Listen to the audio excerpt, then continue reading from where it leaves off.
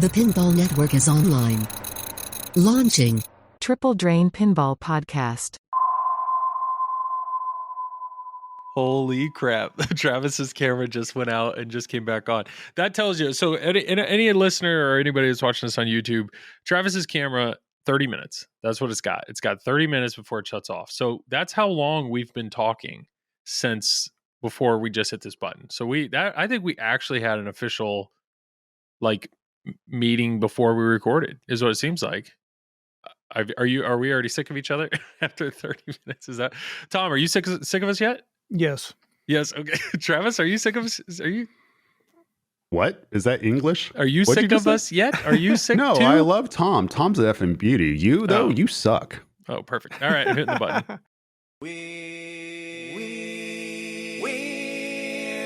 We're three guys who like to talk pinball, so we came up with a clever name.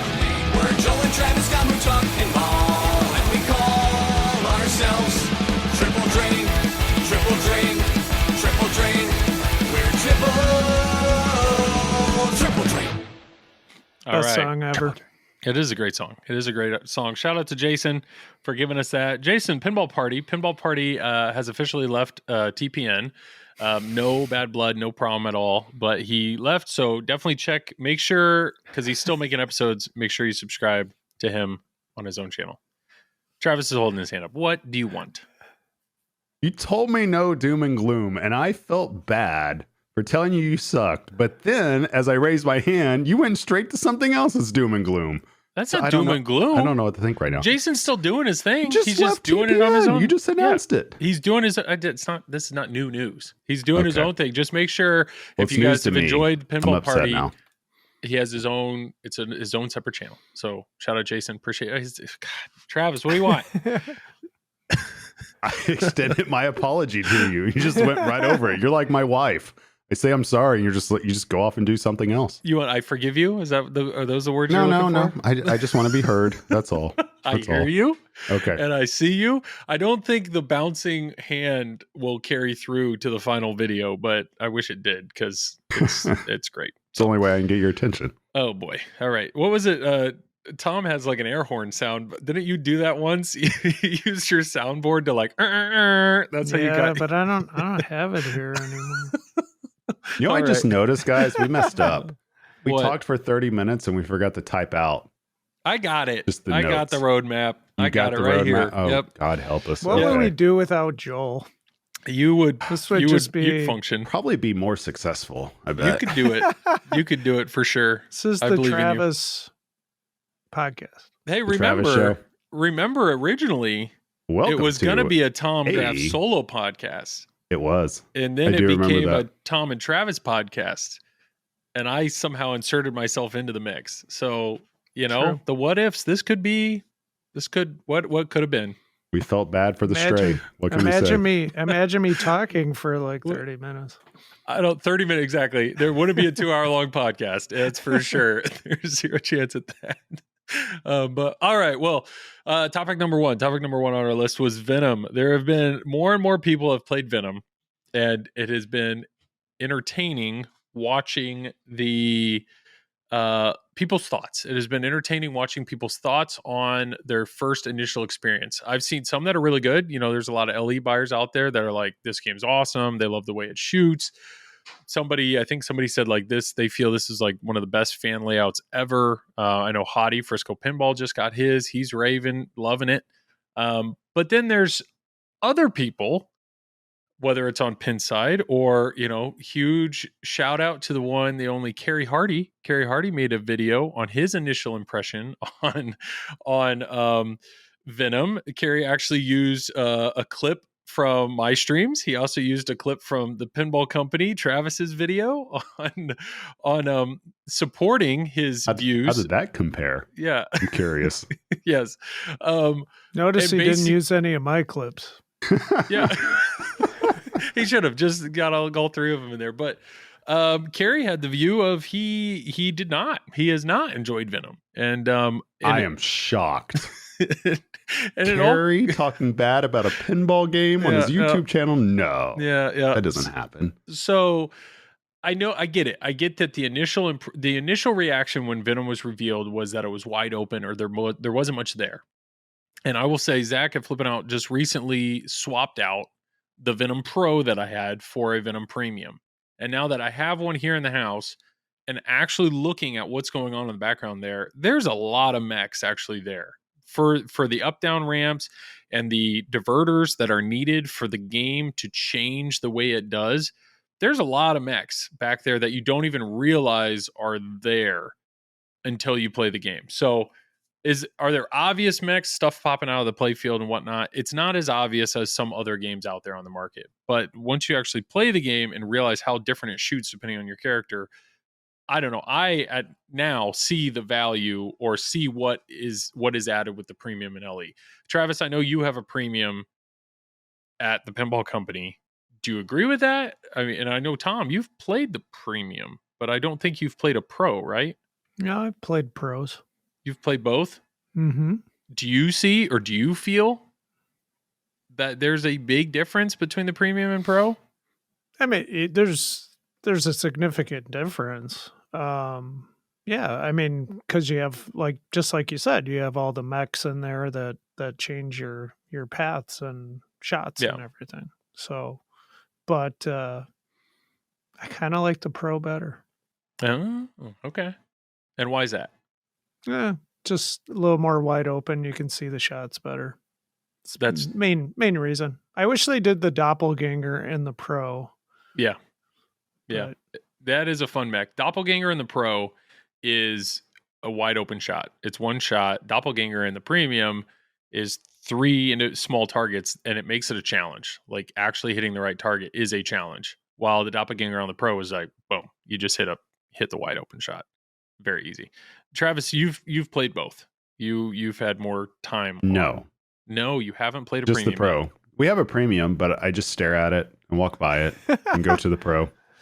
I will say, I just haven't had time to play it yet. I'll play it next week when I get back from Super Series. I'll play it to get prepared for the Start and Pro Circuit Championship. I'm going to pick it the whole entire time. Yes, Ooh. I will say, it's a hot take. I've put more time on the pro. The pro is easier. I actually think the pro is easier, and it's because the shots don't change. Once you figured it out, you figured it out. It's not like it's ever going to change. The horseshoe was a relatively safe shot, in my opinion, both sides of it. So there were, in my opinion, multiple consistent, reliable, safe shots in that game in the pro that now all of a sudden with the premium are not as consistent or reliable. For example, the Gwen on the pro, it's just a horseshoe, but on a premium, that's when the middle 180 ramp is actually all the way up and acts like the horseshoe. So you would think Gwen, when you pick Gwenum, it would be almost the exact same as what you get with the pro, but it's not. When you go through the right side of the horseshoe, there's an up-down post that'll actually come up and slow down the ball or stop the ball.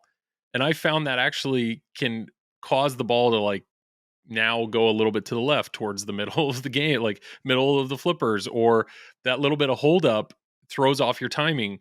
It actually, in my opinion, the up down post hurts it. It doesn't help. It's not a safety measure.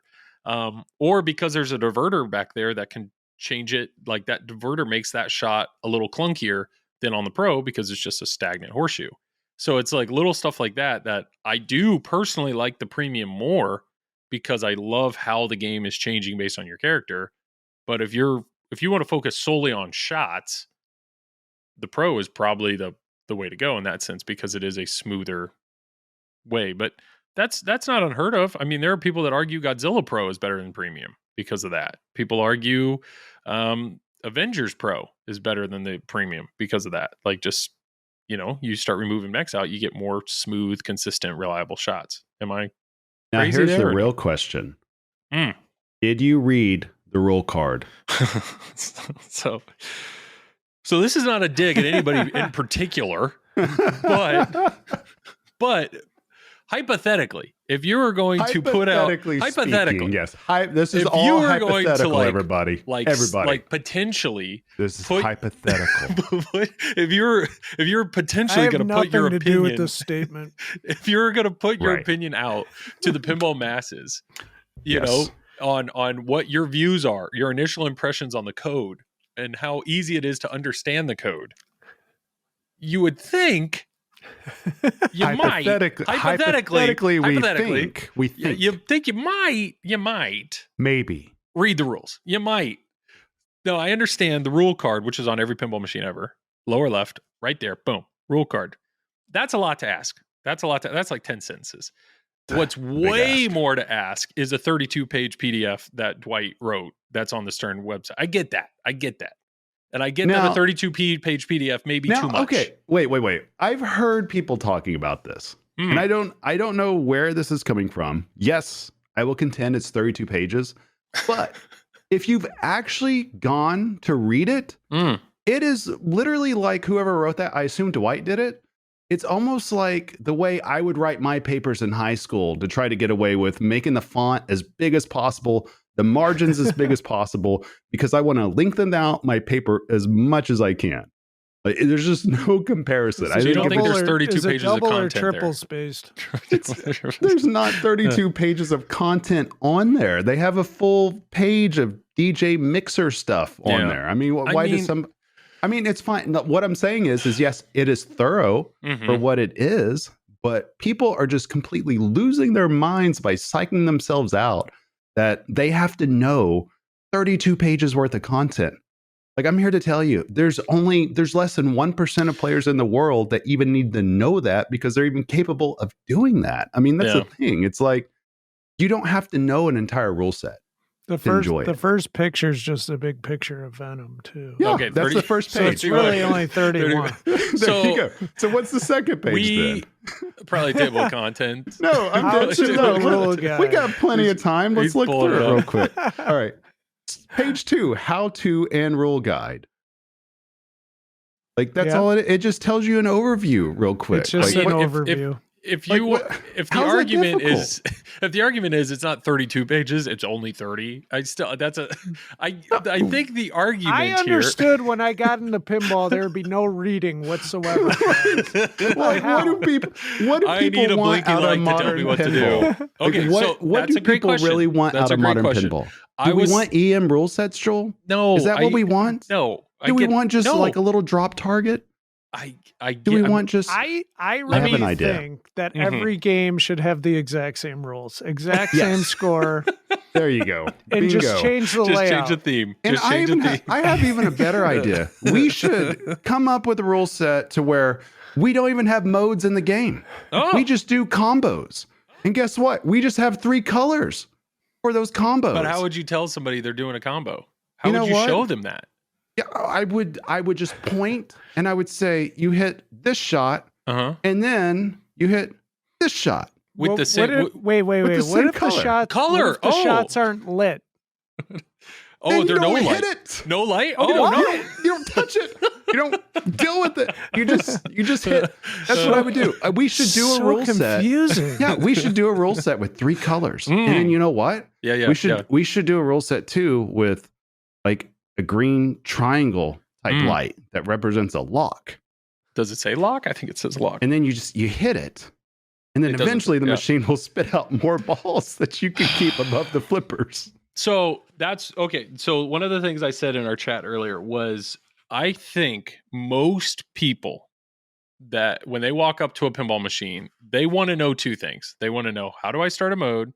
How do I start a multi-ball? If you're a tournament player, then you go like, how do I get a playfield X? How do I get out of the ball? But there's a little more there. That's completely different, though. I mean, a tournament player, here's the thing, Joel. Here's the thing. And people have to get this out of their heads. Yeah. If you're a casual, right? Or you just play and you don't play in tournaments, then you don't need to know how to maximize your points. You're playing the game for an entirely different reason, right? And that's perfectly cool. Like, good on you. So that means you can explore the playfield a little bit more. You can find out what's going on because that's part of the fun. Now, if you're not going to have fun by doing that, what's your other choice? You have to learn the rules. Yeah. How do you learn the rules if you're not going to shoot around and figure it out?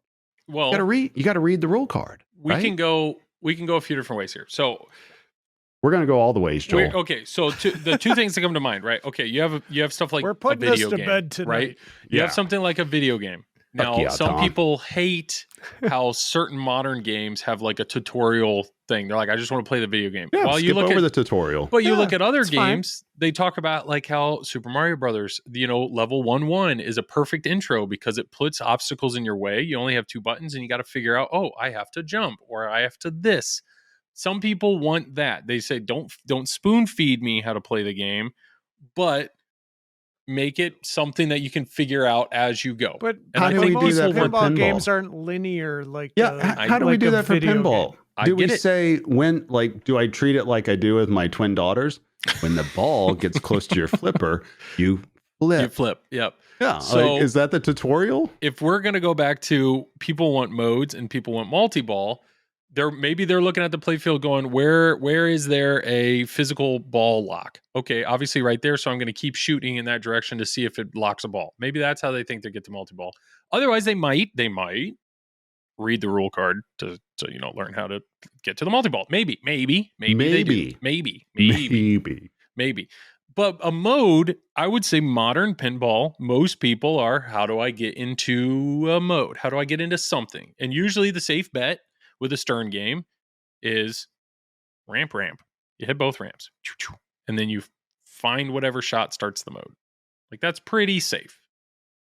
Unless it's Rush and you got to, light a record and all that, right? I mean, that's... Or Walking Dead or Avengers. But now, James Bond code, latest James Bond code, you don't even have to do ramp. It's just one ramp. One ramp starts a villain Right. mode. It's like a bozo villain mode now. Straight in the Just villain one mode. time Yep, and you're one in ramp. it. Yep. I'm in it. But then there's others, some of the classic older games. It's you hit whatever shot you hit, you just hit it 3 times and you're watching the inserts light up. So I get that those are certain like staples that it's like, well, maybe it's this, maybe it's that. Well, guess what? Venom is not that. They're trying something new. So I could understand how people that are not stuck, but set in their ways of what they think most games, how you attack them. Venom is different than that. But it still doesn't make any sense, though, because I've heard some people comparing it to Attack from Mars in a way that they're like, I wish that the rule set was like Attack from Mars, to where you just fill up a certain area and stuff like that. And it's like Venom is kind of Attack from Mars or light, if you really look at it. I was just going to say, you're it's just hitting kind of one shot. slightly like that. Yeah. Yes, exactly. That's why when people are talking about, I wish it was like Attack from Mars, I'm like, bro, it's literally is just one shot. Like, you're getting, so many people are just getting in their own way And and instead psyching of hitting themselves a out. shot 3 times on a ramp, you're hitting the lit Hitting lights. two. Yeah. Hitting You 2 just hit shots. one shot, and then you follow it, you hit it for a second shot. Yes. That's it. But that's all you need. That's it. And you 6 said shots. you threatened to read the... Do you have the card? You don't have the card. I You have it right threatened in to read front it. of me. I didn't just threaten it. It's a promise, Joel. So what We're is the gonna- wording on the Venom card that explains Okay. the mini modes? Because that's literally the base Okay, of the yeah. game, and people can't wrap their head around it. It literally says battle modes, Mm-hmm. complete color-coded mini combos to collect lights in the grid. Complete 3 lights and be at level 10 to qualify battles with Riot, Phage, Agony, and Lasher. Shoot police station ramp to start battle. In battle, shoot red and blue lights quickly to defeat foe. Increase your level for more power in battles. Okay. Unless somebody literally does not know what a combo is or doesn't know what a grid is, I don't know how else Stern can explain this any easier for people to understand. And I know one of the Like, I'm reviews I trying to said, comprehend that. somebody's like, I just kept picking Spidey because I couldn't tell what any differences were between the characters. It's like the LCD It screen says it on the says LCD. it very clearly. When you choose your host, over on the right, it says Darn. very clearly what the advantages are of the characters. Their So whole shtick about selling this game on all the promos is choose your host, changes the game. You look at any promo, you see it. It even says it on the rule card, choose a host. Each host has a special advantage in physical layout and playfield changes. Like, it tells you. I get it. I mean, and like we weren't Tom, we what do weren't we do? we weren't singling anybody out. What's the answer? We weren't singling I don't anybody know. out. But I will say, I do like at the end of Gary Hardy's video, he admitted to not reading the rule card. So, I agree. I do appreciate that he I heard admitted about it. that, and I was just like, bro, no. But that Like, to I me, couldn't believe when somebody told me that. but that's what he's saying is he's like, I am admitting that I put forth zero effort before stepping in front of that game to try to learn how to play the game. So why is it then? Okay, let's take a step back here. Maybe Tom can help us because I'm sure he deals with some unique people. Tom is wise in his line of work. Yeah. So how would somebody play Venom and not be able to tell that? And again, this isn't about anybody. I'm just talking like in general, because obviously there's multiple people that are having this issue for some reason.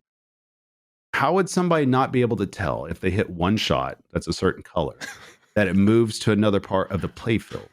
And how would they also not be able to look at the grid that's prominently on the middle of the playfield and tell that it has the same colored lights? Like how are people not corresponding that?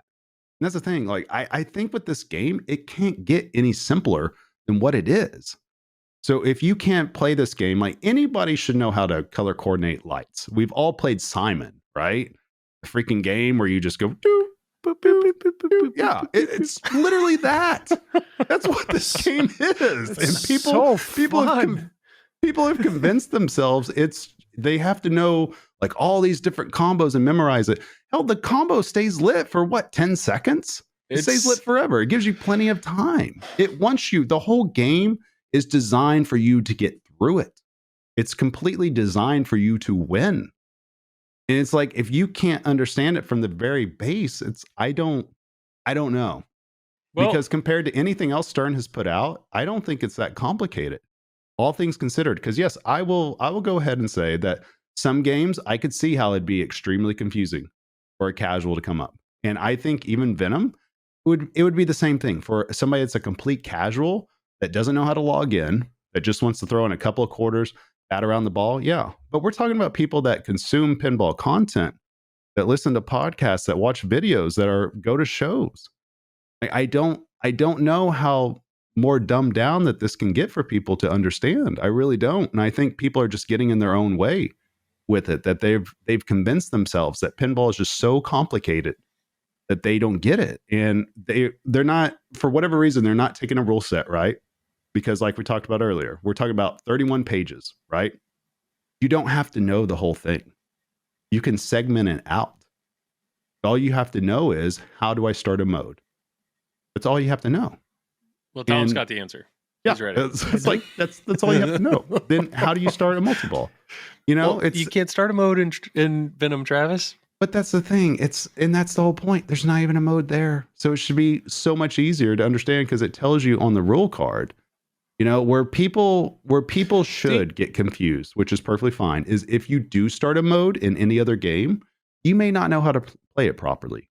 You may not understand the sequences, the scoring, what doubles it. Yeah, that I get. But we're talking about just simply just hitting basic shots at this point with Venom. Yeah. Sorry, Tom. Go ahead. You're a beauty. I don't know what I was going to say. Well, Tom, you played it. You were actually the first of the three of us that played it. Yeah. And you happened to have your streaming. And I was like, I don't know what I'm doing, but I'm scoring a lot of points. This is but that's a question. Maybe that's a question, though. I mean, you are very good at pinball and have played a lot of pinball. But you're saying in that initial first game of playing pinball, you scored a lot of points. I'm assuming because you're following the blinky light. Yes. But you said I had no idea what I was doing. So whatever you were doing, it wasn't obvious what you were doing. Some things, but not. Tom, did you follow the blinky lights? I did. There you go. That's literally 80% of the game. Did you coordinate though? You figured it out. I hit a blue shot, and so now I should hit the other flashing blue shot. Did you correlate those, or you just saw more shots? So you just kept shooting It's been a while since I first played it, but there's video evidence. So yes, we could go back and see it. We could. Well, I will say, I mean, I think it is. Theoretically, you could knock out your mini modes, your combos, your 3 combos very quickly. You could do it in 6 shots, or if you do the skill shot, you could do it even less. 5 shots. That's if you're starting from scratch, if you're starting for level 1, I could understand the confusion of, okay, I did that, but you can't do the battle yet because you don't have enough, of course. I could understand the confusion at that point. If it's your first game, yeah. But we're talking about people that have played it like 8 or 10 or a dozen times. Yeah.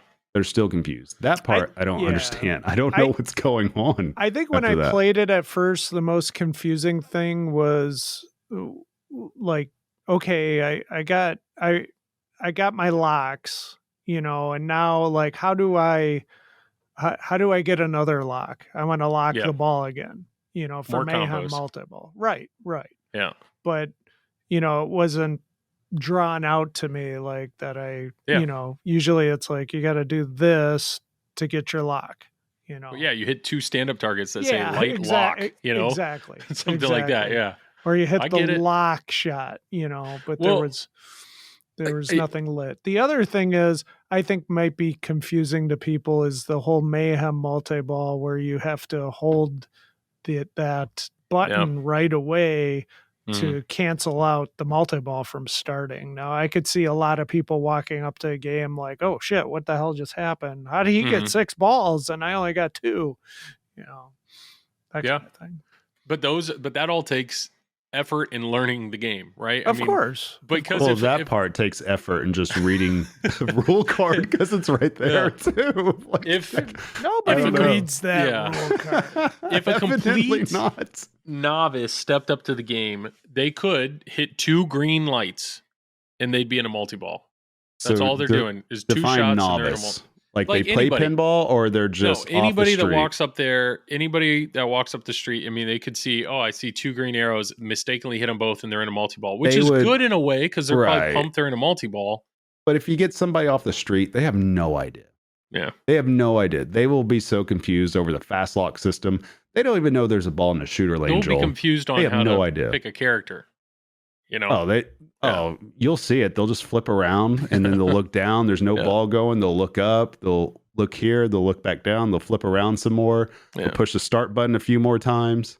That's what happens every single time. What if they did this? Okay, they have an LCD. What if they had, Joel or Travis on there and say, hey, this is, I'm yada yada person. This is how you play Venom. And then like they take you through the game on the freaking LCD and explain things. A quick tutorial? A quick tutorial on the game. Yeah, I think Stern can do that technically now if they wanted to, because Carl has all those little mini screens that goes up for him, right? Well, yeah, and those why play can't that like be really part of quick? the But I'm saying like an actual person, like have Jack Danger, Right. like, hey, this is Jack Danger. I'm going to show you how to play this. Blah blah blah. The problem is how could somebody hear that? On location? Yeah. You know what I mean? Like, buy I think a it would Stern be, headphone kit for $100. yeah. I think it would be cool if they would actually put the tutorials at the double flip buttons or whatever, instead of going through the menu and playing, like choose a tutorial. That way you can go through it. Maybe it can be voice narrated, something like that. I think that is sorely needed, especially for home users, because there is some things that people don't understand. But again, that goes back to, you run up to your bartender and you go, turn that fucking music down. I gotta hear this shit. I gotta learn how to play this pinball game. I mean, it's like this ping pong game. Pinball rule sets are just a weird thing though, because people want deeper games. There's one section that wants deeper games, and they should be deeper because of the price of them. You don't want something super shallow. Who wants to pay 10 grand for something and you're done with it in 2 days? Then you got another group of people that they're not going to buy the game new in box, but they want the game to be super easy to understand, and they're just going to go play it on location. Like, that's what they like. Mm-hmm. Some games are like that. Some games aren't. But to me, it's just like, people just have to understand that when you play pinball, you don't necessarily have to know everything with the pin. Yeah. You don't. No, you definitely don't. No, but well, look at it this way. Like, how many people are getting to a wizard mode during a game? I mean, Not everybody. many. Not too many. So people won't experience that. And that's the whole reason why a rule set like Venom exists. That's the whole reason why we put a rule set at the very beginning of a game for somebody to actually see. So it's not like there's a bunch of people out there studying how to beat a wizard mode. Like, it's just not realistic. You know, I just think people just need to enjoy pinball the way that they want to enjoy it, and just stop psyching themselves out. Like, it's just pinball. Just have fun. Like, attach it to something else. That's the big thing. Have fun. Yeah, it's just, some people, it's just weird. They're like, I can't have fun because I don't know what I'm doing. And I've interviewed a handful of pinball designers, and the thing that I always ask them is like, how do you do, like, I think it's an impossible task to write a code set that pleases the Carl D'Angelo's of the world that want super crazy, all that craziness, and a complete novice that they can step up and have a good time. Like it is, how do you find that balance? And I think Dwight himself, Travis is gone. Hi, Travis. Dwight himself, Hi, Tom. had Freaking beauty. Hi. Thank you. So Dwight did Munsters. Right. Munsters, and Munsters was specifically, it was supposed to be an easy to understand like rule set, and people laid into him for it. So a Venom is the exact opposite of like, let's try something that's very different than all other pinball games out there. Like you can't please everybody, right? But here's the funny part about Munsters, though. I guarantee you, during that time frame, if you ask somebody, if somebody said, "Oh, this rule set's super shallow," and they're bagging on it and everything, yeah. If you ask them, like, "Okay, well, tell me what each mode does, or tell me how to actually get through this game," they wouldn't be able to tell you. It's just a lot of people just get in their heads that something's a certain way. Now, that's not to say that Munsters isn't a shallow rule set compared to everything else. Yeah, but that's the way it was meant to be. So with this, I just think the other thing to consider is that if your skill set only takes you so far, you're not going to be able to enjoy a rule set to its fullest. Sure. You're just not. You're going to be fighting against the pen the entire time. That. Yeah. And that's, I think a lot of people experience that. They don't want to admit it, that they're having that rough of a time. So it just becomes, well, I just don't understand the rule set. It's like, no, Larry, maybe your live catches are just off. You know, Larry. Yeah, but there's nothing wrong with setting your game up in a home environment so that you can play the game easier too. Oh yeah. No, that's what people should do. Except for you and me, Travis. But that's exactly, yeah. No, I've definitely never done that. I've never made a game easier for myself. Well, honestly, I mean, shame. I would tell people that are novices or new to pinball, and we talked about this before. There's nothing wrong with setting your game to 5 to 10 balls. Make the game something it's your game. Make sure you're having fun with it. I did it on Rush. Easier. I made Rush easier in the code because I think at some point they did a code change that made it harder. Yep. And I remember making a comment, and Ray was like, "Joel, just set it to home mode or easy mode." Nobody's winning a world championship in their basement. Like you're not playing game 9 of IFBA against Johannes. Just set the damn game to 10 balls. Set everything to easy and Joel out. That's all you got to do. So I will say, I mean, I had Godfather here, and Godfather, the code in that is so much more complex than Venom. Hypothetically. No, I'm just saying it is. I'm talking to Tom. We're talking about something else. But no, yes, Godfather, yes. If you want to talk about complex code, yes, let's talk about Godfather. And I've experienced that with a lot of the JJP games, where I think the games really are designed for people that are ready to really learn their home use environment, ready to learn. And people dogged on Toy Story 4 because they thought it was too shallow. But Toy Story 4 had a much more approachable code or rule set than Guns N' Roses or Godfather. And it's just, you can't have it all, but I will say, after spending a lot of time on Venom, I'm really enjoying Venom. Like, I like it a lot. And there's something about that XP system. Between 0.91 and 0.92, they made Grendel and Noel harder. I'd already beat Noel 3 times. I had beat him. It was under an hour and 30 minutes. And it was like in the 40-ish level range is all I needed to brag. Be. That's, but people that listen to this or see my stream, they know my skill set. And but I think I've only beaten Noel once, Joel. Well, Travis did it in 2 times in one game, so. I didn't say that. No, Joel, you have a video of it. Joel, I think your skill set at pinball has improved dramatically over the past 2 years. And I wish, and I'll say this, so you know, don't let this go to your head, because I don't like saying nice shit about you ever. But I think if people what excites me about your pinball play is that people can actually watch it over a long period of time and see the improvement. And you're proof of what happens if you play a game consistently and you ask the right questions. Yep. that's what happens. Now, it doesn't mean like all of a sudden we're going to get you out there and take 88th at Cleepin or anything like that. No. But Let me find that improved. Abe Clips Yeah. YouTube. That's the best video. No, there is genuine truth to that though. Of like every game that I stream or borrow from Zach, it's there is improved. Like things improve over time. And normally my plan with streaming a game is first stream I just want to do it on my own. I want to see how much of the game I can find on my own. And I want to try to find the shots. Like you guys have the ability to find the shots on almost any pin within like 4 flips of a flipper. I don't know how you do it, but I can't find shots that fast. So called having no life, Joel. Got it. Right. So, but then stream 2, I am fortunate, yes, that to have a designer like an Eric Minier or a Dwight Sullivan to be on there and explain the game. You know, I've played the game enough now that I actually feel like I have good questions on, can you clarify this? Can you explain that?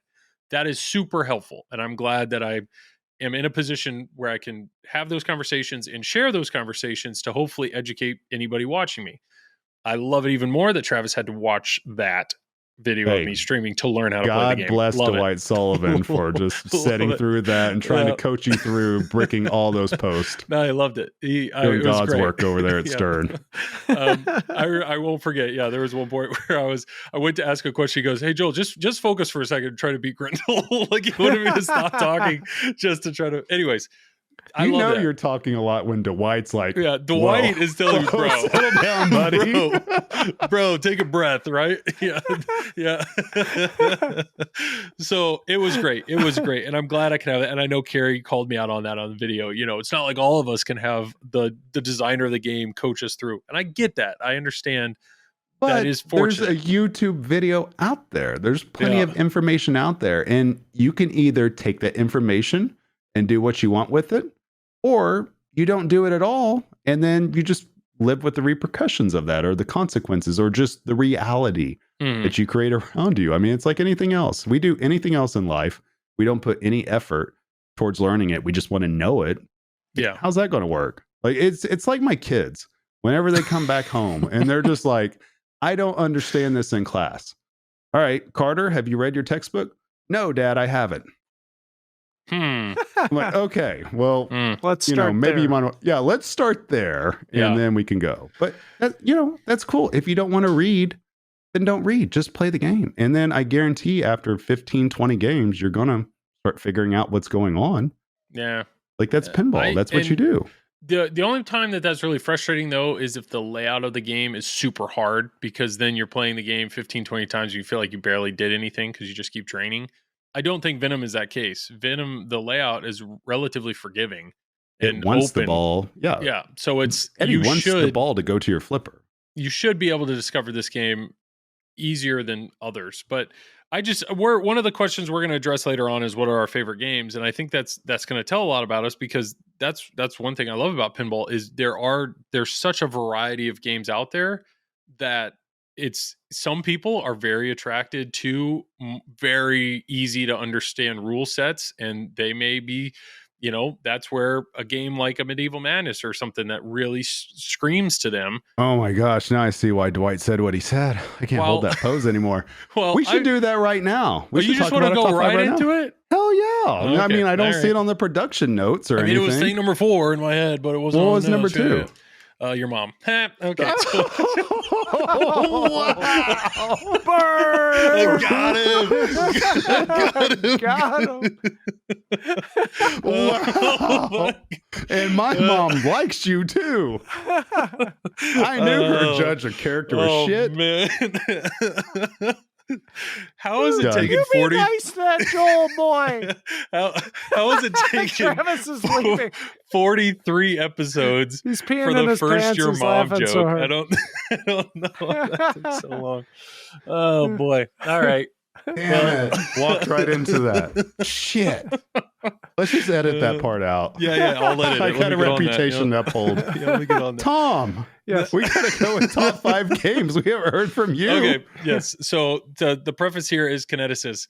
I actually had this idea. Believe it or not, I'm giving myself a little credit. Oh, here we This go. is- Humble brags again. humble My brag. God. This was my I'm you Didn't guys we do play this like 20 podcasts ago? No, I don't We think we did. have. We did. Or something. Yeah, I think we did. I don't think we did. Maybe it's top 3 rule set. I think it was I think my it's probably idea. what it was. I'm just so saying. how are we going to do this? Are we doing from 5 to 1? Like, how are we doing this, Tom? I think Tom, we yep. need like. I mean, we it's gotta Joel's V- idea. Let's We start gotta at 3. VH1 I'd this even- shit, and What I like that callback. Good job. I know. I think a lot of people, my guesses aren't going to be crazy, but you guys have played so much pinball that I'm curious. Like I've always been genuinely curious what you consider your top 5 favorite games. So I was like, I'm going to ask these guys, but I realized, what if we got more people to do this all at once? So I reached out to Kineticist because Colin is a really nice guy and he's really doing a great job with reaching out to media creators. So he pushed it out to everybody. I love it. Loser Kid's already done it. I've already listened to Slap Save has done theirs. There's more. Silver Ball Chronicles. Like there are people doing this. So I'm excited to see the compiled answers. So yes, the question is, what are your top 5 favorite pinball machines? I don't really care what order we go in. Do you guys? Oh, Slam Tilt, not Slap Save. Slam Tilt. I was gonna say, is Yep. Slap Save still around? I No, absolutely Slim care Tim. what order we go in. Okay, Travis, what order do you want to go in? I don't know. From first to It fifth. doesn't matter. You want to start with honorable mentions? Well, it doesn't make any sense to say our number 1 because then what? You just start from the top, then you're done. Right? We got to go 5 and down. 5. Okay, I'll tell you 5 is How the did- hardest. how did was the Loser hardest Kid Why one I don't do we did. it? I start forget. with 5 Okay. and then each of us say Let's just one? copy them. How'd they do? So 5, they didn't. I don't feel like they actually did their top 5. I think they did 5, but they kind of split it up between designers, and then that's how Silver Ball Chronicles did it. They've had stories about 5 designers, so they did their favorite pin of 5 designers, and then Slam Tilt said their 5 least favorite pinball machines. So I actually haven't heard anybody do an authentic top 5 pinball So what you're machines saying yet. is Well, we're gonna nobody's do it listening to your right idea. here Yeah, and pretty now. much. Okay, so we'll start at number 5, Number- and we're gonna go number with 5. perfect. Tom, what is your 5th top favorite pinball machine? Number 3 will shock you. Harlem Globetrotters. Oh, I bet you weren't expecting I was that, Joel. not expecting that. My prediction with this was number 1 Rush LE, number 2 Rush Premium, number 3 Rush Pro, number 4 Rush New in Holy Box, shit. number 5 Travis Rush is like, on Location. That was my top 5 for Tom. All right, so here's my number 5. You ready? yeah. Harlem Globetrotters. way! Number 5. Whoa, okay. Yes. Look, I'll take a picture of it right now I believe you. to prove you. No, I'm not sending it to you, Joel. Only talk to Tom. Okay, Tom, I don't care why Travis likes it. Why do you Okay. like it? Yes. I like older belly games, but that one I really enjoy because it has the 3 flippers Mm-hmm. and it has inline drops for your multiplier, and then it lights the drop targets light your spinner. So like you just have like a spinner drop target fest, get your bonus up. It's just a very fun game to me. So Do you own it? I do. Okay. He has one of the nicest Globetrotters in the entire world. Yep. It is super nice. When I bought it, the gentleman I bought it from had gave me a playfield with it to Nice. from CPR. So I took it home and I restored it. Nice. So, Travis. yeah. Why Travis. do you like it? Why do you like the I game? love it because just it's a different layout with the split flipper. I love the spinners on it, just the sounds too. Like it Mhm. reminds me a lot my early childhood playing Harlem Globetrotters on the Nintendo, and then seeing the commercials or the newspaper clippings for them that they're coming to town. Because back then we didn't quite have the internet in the early '90s, so that's what you had to rely on. But yeah, I mean that's the stuff I like, and plus the color scheme of it too. I think it looks pretty cool. Nice.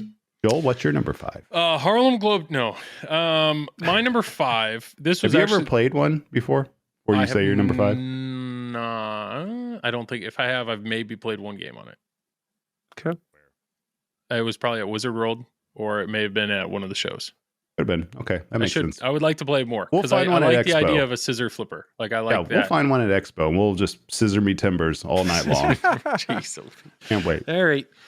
This was the hardest one for me, genuinely. And I think my number 5 is actually, I'm going to sound like a shill, but it's Stranger Things Premium or LE. Stranger Things Premium or LE. That makes sense. Yes. It does. That is my number 5. It has nothing to do. For sale right now at all Stern distributors. Yes. Yeah. Shill. You can buy your game. To me, I want pinball to feel unique. And I mean, you're saying, Travis, you really like the unique layout. You like this, of Harlem Globetrotters. Like that stands out. And I think what is going on with the projection mapping, the UV light kit, just the overall immersive experience that you get with Stranger Things. And then on top of that, I do like the theme. I like the Cleveland mod that adds a bunch of sound to it. And then watching my friends and family play that game, the amount of joy they had just trying to bash that Demogorgon in the face is awesome. Like it's just a super fun game. And if you can go premium or LE, it really is unlike any other pinball machine out there. So what I would be curious is if projection mapping is part of another game down the road, whether or not like I would prefer that. Maybe that would be a theme I'd like more. I don't know. But for right now, there is no other game like a Stranger Things Premium or LE. It's such a unique thing that this was my hardest one. I got a lot of honorable mentions that we're all fighting for that 5th spot, but that's my number 5. Stranger Things Premium. What's your 2 honorable mentions? How much did you get paid for that, Joel? $0. Metallica was one of them. Metallica is a game. I've had it. I loved it. I love all the mechs in it. I really enjoyed Metallica a lot. I love the theme. That was an honorable mention. Turtles is obviously an honorable mention. I love Turtles, but the challenge that I constantly have with Turtles is it because it's the theme? It was my dream theme. And that I feel like it's hard for me to have a true, unbiased opinion of the game because of how much I love the theme. And then Hobbit, believe it or not, was my 5th. If Hobbit shot better, that game would be beloved. I love the code in that is so good, and the sound and the light show, and they got so many assets. If it just shot a little better, that game would be beloved, in my opinion. So all that though wasn't enough to overcome the layout. All that wasn't enough to overcome the layout for you. It was the one thing that the one turnoff from Hobbit is when I had it, none of my friends and family played it because they couldn't understand it. They couldn't understand it. It was too much. And so wait, you're judging the game bad for your own top 5 because your friends and family don't play it? It is a factor. It is a factor. Is that what's going on right now? No, it's a factor my because my wife doesn't play any of my games. Well, but there's nothing like Hobbit really. We talked just a few minutes just ago. Needs friends. JJP games really are hard to dive into, and that was something that they're like, I don't know what's going on, but everything's going on all at the same time. But I really enjoyed Hobbit. Well, Joel, don't let other people get you down. You like what you like, Joel. Okay. I was going to say, I was honestly, earlier on, I was really affected by like what my friends and other people said about games. And now I'm like, F you. I just like what I like. And if you don't like it, it's fair. Effing bad. Yeah. And that's why Travis sold Toy Story and his kids hate him for it. So it's fine. Oh, that's the way pinball should be. Yep. Like what you like. Even if you're screaming at your phone or at your headphones listening to us, like what you like. Don't you don't have to like something just because we like it. I get it. Unless Tom likes it, then you guys better like it then. Well, what are both of your number 4? Damn straight. Clearly you're in sync here. This is going to be really weird. Make Travis do his forward first. All right. My number 4 is Jumping Jack. 1973 Gottlieb. That is definitely not my 4th. What is this game? You don't even know it, do you? No. I don't want people to hear clicking of a keyboard. Joel's like, they made pinball machines back in the 70s? Jumping Jack Pinball. Why? Why is this game any good? I didn't say it's good. I said it's my number 4. Why? Why does it make your top 5 list? Because it has such a weird layout that is so simplistic that obviously somebody could come up with it within like a day. But it has 4 flippers. They're just like wild. It has the 2 pops close. So you always have chaos down below. And then you have just a line of drop targets. And you know what, Joel? Sometimes I just want to take out my nightly rage on a bunch of drop targets in front of me with soggy ass flippers. That's what I want to do. That's my idea of fun. Hey, like Holy what you just said. Like, just Yeah. like what you like. Now you see why I did that speech. What the Wait, nobody heck? can judge So you me. own this. You own this game. Oh yeah, I own it. It's a fun machine. I would Jumping never jack. sell it. So you have to do a skill shot into one of the saucers up above. If you do the proper skill shot, then you make your targets worth a whole lot more. So it's just, to me, it's a fun machine. I enjoy EMs. I don't need a complicated rule set to have fun. Do your twins play this or Toy Story 4 more? Just Well, obviously this, because Toy Story 4 hit the bricks. oh, okay. Hey, this is your list. This is your list. You know, number 4, jumping. You be you. Yep. Tom. Tom, is yes. your number 4 jumping jack? 'Cause that's It going to is freak me the not. F out. It is not an EM. I have no EMs on my list. Otherwise, I would have put High Card on it or like Doodlebug or something. Jump Sky Free Fall. I don't know. Okay. I wonder if Why Joel. is everybody looking at me funny? Do you think Joel? 'Cause it's your Because you're turn. supposed to be telling us Has number Joel 4. ever played an EM? Yes, I've played an EM. Joel Yes. just now discovered what an EM was. That's not just like 5 minutes ago. Oh boy. Joel, okay, can you name 3 EMs? All the Just ones 3. he just did. I knew Doodle. Yes. Those Doodlebug, are- no, Grand the Prix. 4 we've mentioned are off. Okay, Yeah, Grand Prix. Grand Prix. Grand I Prix is know a good everybody one. Loves That's that. one. That's What one. is it? Centigrade? Okay, Center Centigrade Grade what? 37. I don't know. Or I just know that 38? people Which love one that do you game. like? They love the way 37 it or 38, looks. Joel? 38. Why not? Let's go with that. I just said it. And I knew Doodlebug because I remember that's like got a lot of love. I already said that though. I know, but I actually knew that one. I actually knew Okay. that one. Oh, okay. Bronco. Bronco's one. Okay. Yeah. That is Yeah. fun. How'd you know We'll that? I let own you a live. Bronco too. I don't care. I don't. We would have given you Uh, high props if you would have said volley, but you did not. Volley, I do know. Volley, yeah. I watched that at Expo down at for finals. That was Are you awesome. fucking kidding me right now? What? Volley was the final game of Texas Pinball Podcast Expo. is over. It's also, that is true, Joel, but Is it behind him? no, Joel. What? $5 volley. He Oh, doesn't yeah. know. He doesn't No, know. Fox Cities. I know it District now. A2, worldwide He knows it phenomenon. I know it now. The- I'm The telling you, I'm world going. knows it, but I'm going But from not my Joel. personal experience of sitting in the room watching the final game Oh. of Texas Pinball Expo. Joel's on been in a Volley. pinball shelter. My God. he Okay, still number has 4, no Tom. clue. Number Okay. 4, Tom. All right, here we go. Stern Volley. Spider-Man. Oh yeah, Okay, yeah, We've talked yeah. about I Used can to see be that. my favorite, but it's now fallen to Ooh. 4th. Drop down to 4. How long ago was it your Because favorite? everything just, you ask me next week, there could be 5 different games. Okay. Why do you why- like yeah. Spider-Man? I like the layout. I love the flow of it. I like playing multi-ball over and over again. I like the simplicity of it. I just really like it.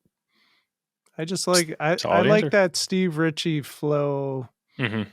kind of stuff. That's a solid pick. That's a game I wish I had. I want to get one of those in the future. It is a very fun game. I enjoyed streaming it. My Ooh. brother enjoyed streaming it. Which version though do you guys like? The I've only comic had book the Vault. version or See, I like Spider-Man? the original, but I mean I like the comic too, but I like the original better. I'm a Tobey Yeah, see- Maguire fan. That's kind of I went to liking the comic book, but now that Tobey Maguire's officially MCU, I'm back on board with the original. Back I need on that. board. All right. I'm sure he cares. My number 4 is Medieval Madness. Medieval Madness is the only game on my list I haven't owned, and I know the 2 of you guys, Tom has, it's gone, and I know Travis Don't mess doesn't with- care. It's not a tournament. It's not beloved in the tournament world. I mean, it is It for is like and it local isn't. events and stuff like that. Yeah. It's just too samesies for me, but it's I think it's a cool machine overall. yeah. though. Yeah. Cool theme. Cool It- toys. Exactly. That game, it's a game that I've had fun every time I've played it, and it's also the game that my friends and family have had the most fun. That's the one they remember. That's the one they ask about. That's the one they want me to own. that is, I think there's a reason it's in the Pinside top 5. I feel like we forever. need to get your wife here, and she can do the rest of your list. The castle toy is probably one of the coolest toys in pinball. Yeah, it's pretty cool. Yeah. So that's my number 4. I like the lock mechanism with it more than anything. Like, it's cool that they have a lock mech along with the castle. Like, that part's cool. We don't see that too often anymore, where it's just one mech all together like that. Yes. You know, it doesn't happen often enough. I mean, it still happens kind of, but yeah. So I'm not going for the humble brag, but I did interview Brian Eddy earlier this week, and we talked about I knew this was coming. We talked about Medieval Madness, and what I realized how great the castle is because initially the door is up and you hit it and then it comes down and then you're bashing a gate and then the gate goes up and then now, I mean, it's like, it's a bash toy that has different states and it's obvious, you know what you're doing. You don't have to tell anybody what to do in Medieval Madness. Like, you see castle, you hit it with a ball and then you notice the castle moved. So you want to do it more. And if you mistakenly hit it to the left of the bridge or the gate, now you've locked the ball. Oh, apparently that's what I have to do for multi-ball. Now, on top of that, there's some really cool ramps. It's just fun. And then the troll, like, nobody sees that coming. Boom, trolls pop up. Oh, what am I going to do with those? I'm going to bash those. Like, it's just, I really enjoy it. Did you talk about Shadow? We did. It's a good, you should give it a listen. Give it a little listen there, Tom. I will. Set aside an hour of your day. Once you watch my streams, I'll watch yours. My streams are a little shorter than yours. Just a tiny bit. Tiny bit. I watch your finals. You can at least watch $5 volley. Oh, okay. I got it. Jeez. That was my 4. Okay. I'll go ahead and do 3 because I haven't gone first yet. 3, sure. This is no shocker. It's Cactus Canyon. Cactus Canyon. I just bought it. I really, really love that game. It's another game where it's just easy to understand. It's a lot of fun. It's a game I've beaten, but yet I'm still drawn to it and looking forward to playing it more. Quick side tangent. Josh Sharp, he did say on Pinside that they're still working on the Lyman code. And if he had to make a guess, he's hoping the Lyman code would be done by summer of next year. So we got time. But it is interesting owning a game. So will the games be out by then? Yeah. Well, yeah, all the LEs. But it's interesting owning a game knowing that there's a chance that there's going to be a huge code change coming down the road. And did Josh say when my Pulp Fiction LE is going to be done? He did not answer that. No, he didn't say that. But I genuinely love the code the way it is. And it's just, that game it's beautiful. It's a lot of fun. And that's a game that was not on my radar whatsoever until I actually borrowed it and played it. And now I own it. So that is my number 3. I know for you two, that game is way too easy and probably pretty boring, but I'm a fan. Hey, it has pistols in it. Pew, pew. Yep. Pew, pew. Good times. It's got one of the best toppers in like all of pinball. The topper's awesome. Oh, the topper's pretty cool. Yeah. I can tell you're What does both it do? I don't even know what it does. What does it do? I've seen it when once. when you do any of the quick draw, when you hit Bart or any of the quick draw targets that pop up, he actually knocks back. So you hear this like knocking sound. So it's actually like a audible and physical interaction when you're shooting the guys, which is pretty cool. And then his arms move based on draw and whatnot. It's actually really pretty neat. And there's a whole mode. There's a whole topper mode. But that's my number 3. Let's go, Travis. What's your number 3? I will say my number 3 currently is Godzilla. Stern Godzilla. I can't do a cool Godzilla. No, do please do that again. Oh, there. What was that? Was that a cat? All right, Godzilla. Yeah, decent game. Yep, pretty decent game. Yep. Why is it your number 3? Why did it beat out it's freaking Jumping Jack? So it's my number 3 because my number 1 is a very sentimental pick. Oh. And my number 2, I can't say what it is yet, but then you'll understand why it's my number 2. But Godzilla used to be my number 2, and then it got switched around. But it's an awesome game. It's fun. I enjoy the theme itself because I grew up on Godzilla. Hell, I used to have freaking slumber parties with all my friends watching Godzilla movies. We'd have like marathons of just watching it. So I was totally obsessed with it. And then when they redid it for the US version in 1998, totally broke my heart when I went to go watch it because I was like, what is this piece of shit? You know, so I was pretty upset about that. So seeing the campy Godzilla in a Stern pin or in any modern pin, yeah, it's awesome. And the fact that it's done so well with the layout and the rule set, even better. I mean, it's a type of pin, it just won't leave my collection. I mean, I've thought about it just in case if I want to move down to a pro. I've thought about it, but I was like, I can't. Yeah, that building's too cool. Everything on it's too cool. The mechs and everything. You know what's also pretty cool about Godzilla is we're in it. You know, That is true. You're going to sell it. Yeah, that comfy is in Godzilla. Easter egg. Yep. Flipper code TDP. Triple Drain Podcast. Check it out. Yeah, that's a good choice. Just don't look at Joel. Just look at me. Tom's the front and center. Oh, Speaking shit. of, Or don't look at Travis. Jeez, Travis It's is just gone. camera just went up. All right, Tom. Number All 3, right. I went with another Steve Ritchie game. Star Trek. Star Trek. Hey, I guessed it. What do you own? Which Star Trek do you own? I have the LE version. Ooh, with the lasers on the side of the cabinet. It is pretty sweet. Sweet.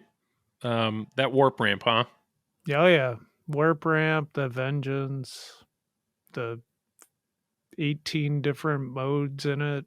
It's all good. Yeah, that's a very beloved game. I get it.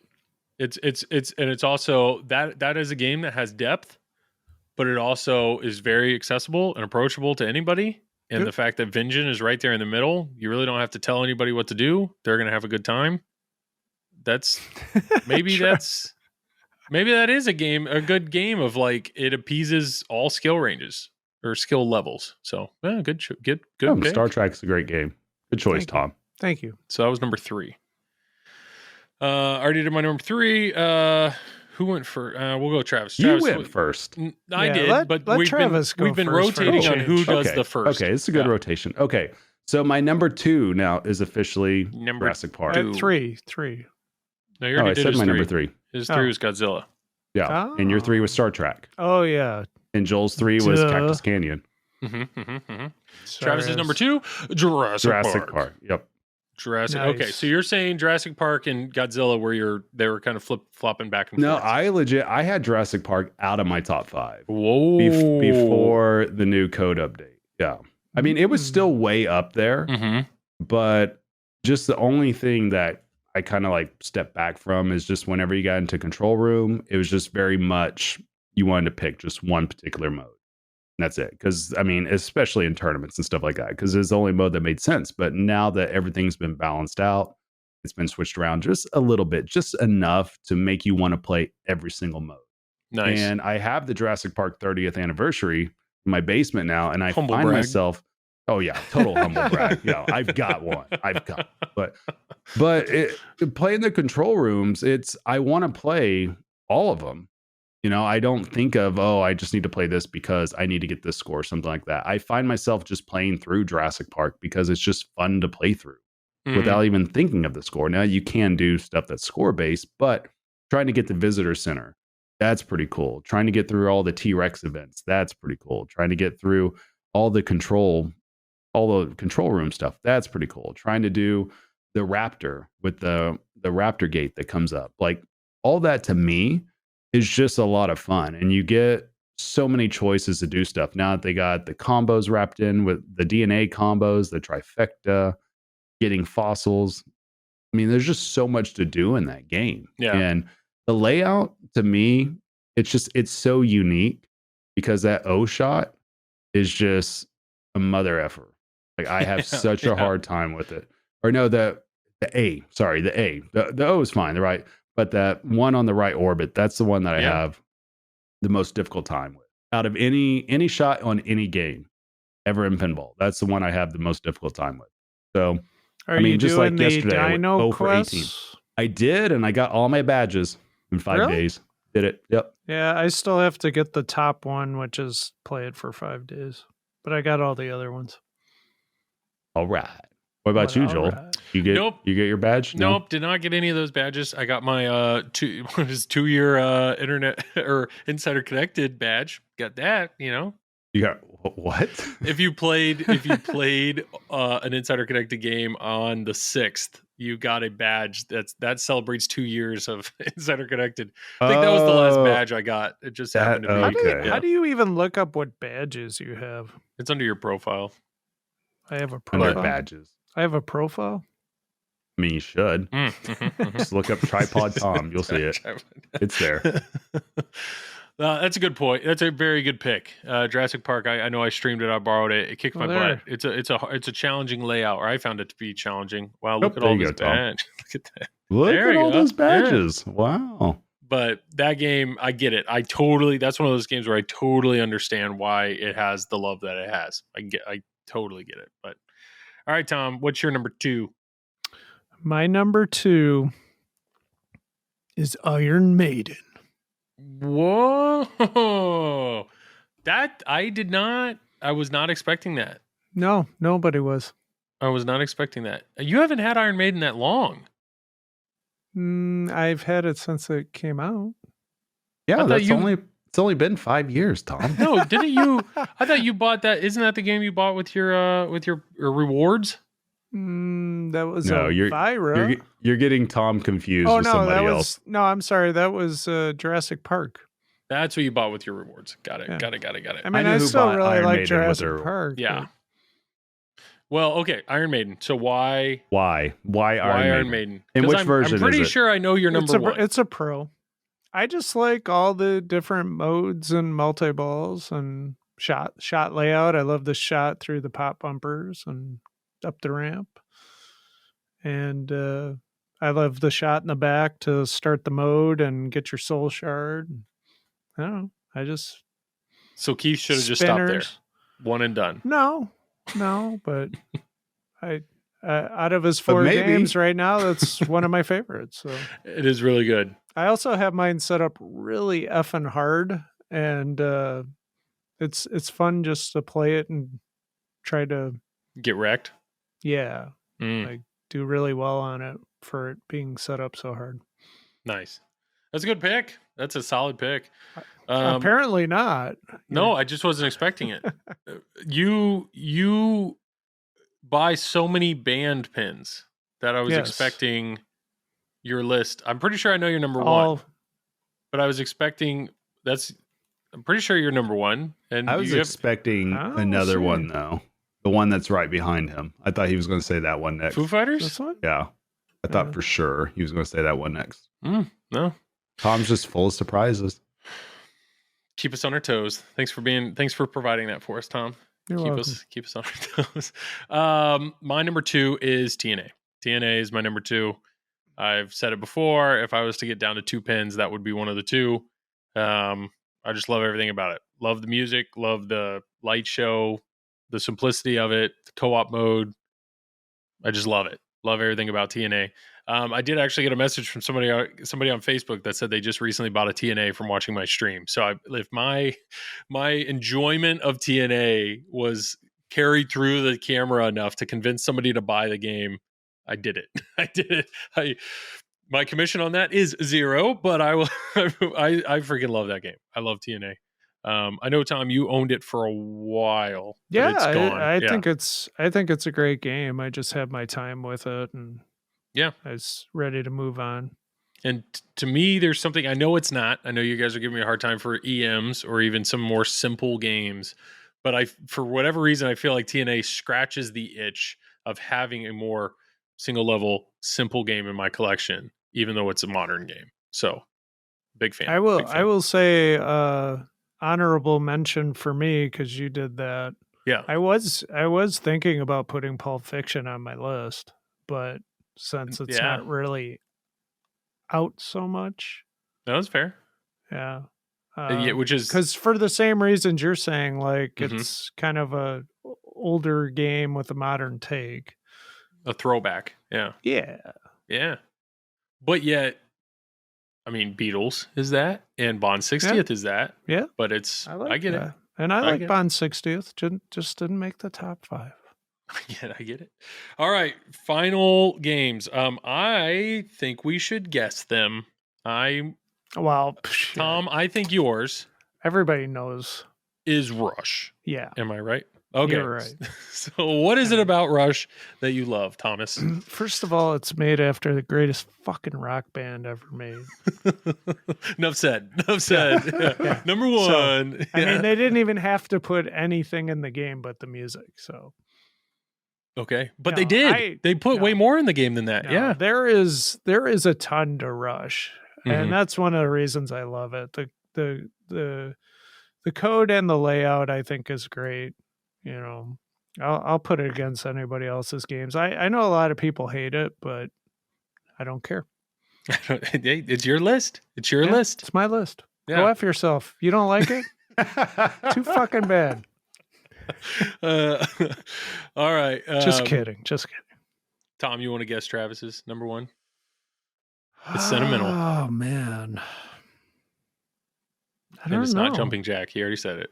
I know. He sold his Iron Maiden, so it can't be that. His rap version of Iron I don't Maiden think game. do you That was a still have badass do you version still of it. have Star Wars?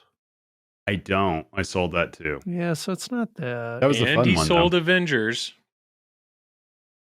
I did, but I'm getting Avengers Pro. Mm. Oh, okay. Because Avengers was I thought might have made your list, but it didn't. Maybe not. I don't know. I don't know. I could tell you my honorable mystery. mentions. Okay. So Avengers, Iron Maiden, Frontier, and do I want? No, I don't think that one's worth it. Those three. Those are my honorable mentions. Paragon, like Paragon was on my honorable mention. Oh, too. Paragon's fun too. Metallica and Iron Man. I think those are a lot of Nice. fun as well. Well, I know the answer. The answer is Walking Dead. Walking Dead is his. It is Walking Dead. Yes. That almost Yeah. made my list as well. Definitely Walking Dead. So Walking Dead was the very first pen I ever got. My kids, my wife got it for me for Father's Day, like way back, and I think it was either 2016 or 2017. I think it was 2016. So that was literally my first pinball machine after asking for an AC/DC for like 5 years. And I finally got this. I just knew of the comic books, right? Because Yeah. I've read them, and I knew of the show because I watched the show. And so Monica was like, "Hey, look at this. It matches up with what you like. Do you want to get it?" So I was like, yeah, cool. So Yeah, I do. yeah, that's what we ended up getting. I had no idea about the rules, the design. I had no idea that this game was supposed to be hard. I was just playing it, and I was like, "Oh, I'm getting over 100 million. This is cool. What do I do now?" You know, I was very much like I said, "Screw it." Didn't read the rule card. Didn't do anything. You I just figured it out? just figured it out. I know, shocker. But no, it was So it's just sentimental. I mean, I do enjoy the game. I love the rule set to it. You know, the layout. To me, it's fun to hit. It's a difficult shooter overall, but there's plenty of things to hit at. But yeah, I would say if my kids and my wife didn't buy it for me and it wasn't my first pen, it would probably be maybe number 3, number 4. So it's still high up there regardless. But yeah, that's the reason why it's number 1. That pen will never leave. I'll keep it as long as I'm alive and not get rid of it. Try to keep it running for years and years. Until Spice Nice. Girls comes out, then it's gone. Yo, yeah. The wannabe LE, I'm all in. I Yeah. cannot wait. Yeah. No, that's a great choice. That's a game I would love to borrow one to stream it because I just haven't put enough time on Walking Dead to feel like I want to love it as much as everybody else does because the time I've spent on it just kicks my butt. But I want to get deeper into that code set because there's a lot of people that think it's Lyman's best, and I want to see Pretty good. that. I want to experience that. Any guesses? Any guesses on my number 1? Any I guesses was at all? thinking Godzilla. Oh, great guess. Yep, that would be it. Yep. That was my guess too. Yeah. I still, if I was to go down to 2 pens, it would be Godzilla and TNA. Those are the two that I just think, I don't know. I think Godzilla I love the way it shoots. It's a I great love game. watching other people play it. I don't get the burnout that you guys get with tournament, play. I know Travis, Tom, you had said that that's one of those games that's almost used too much in a tournament.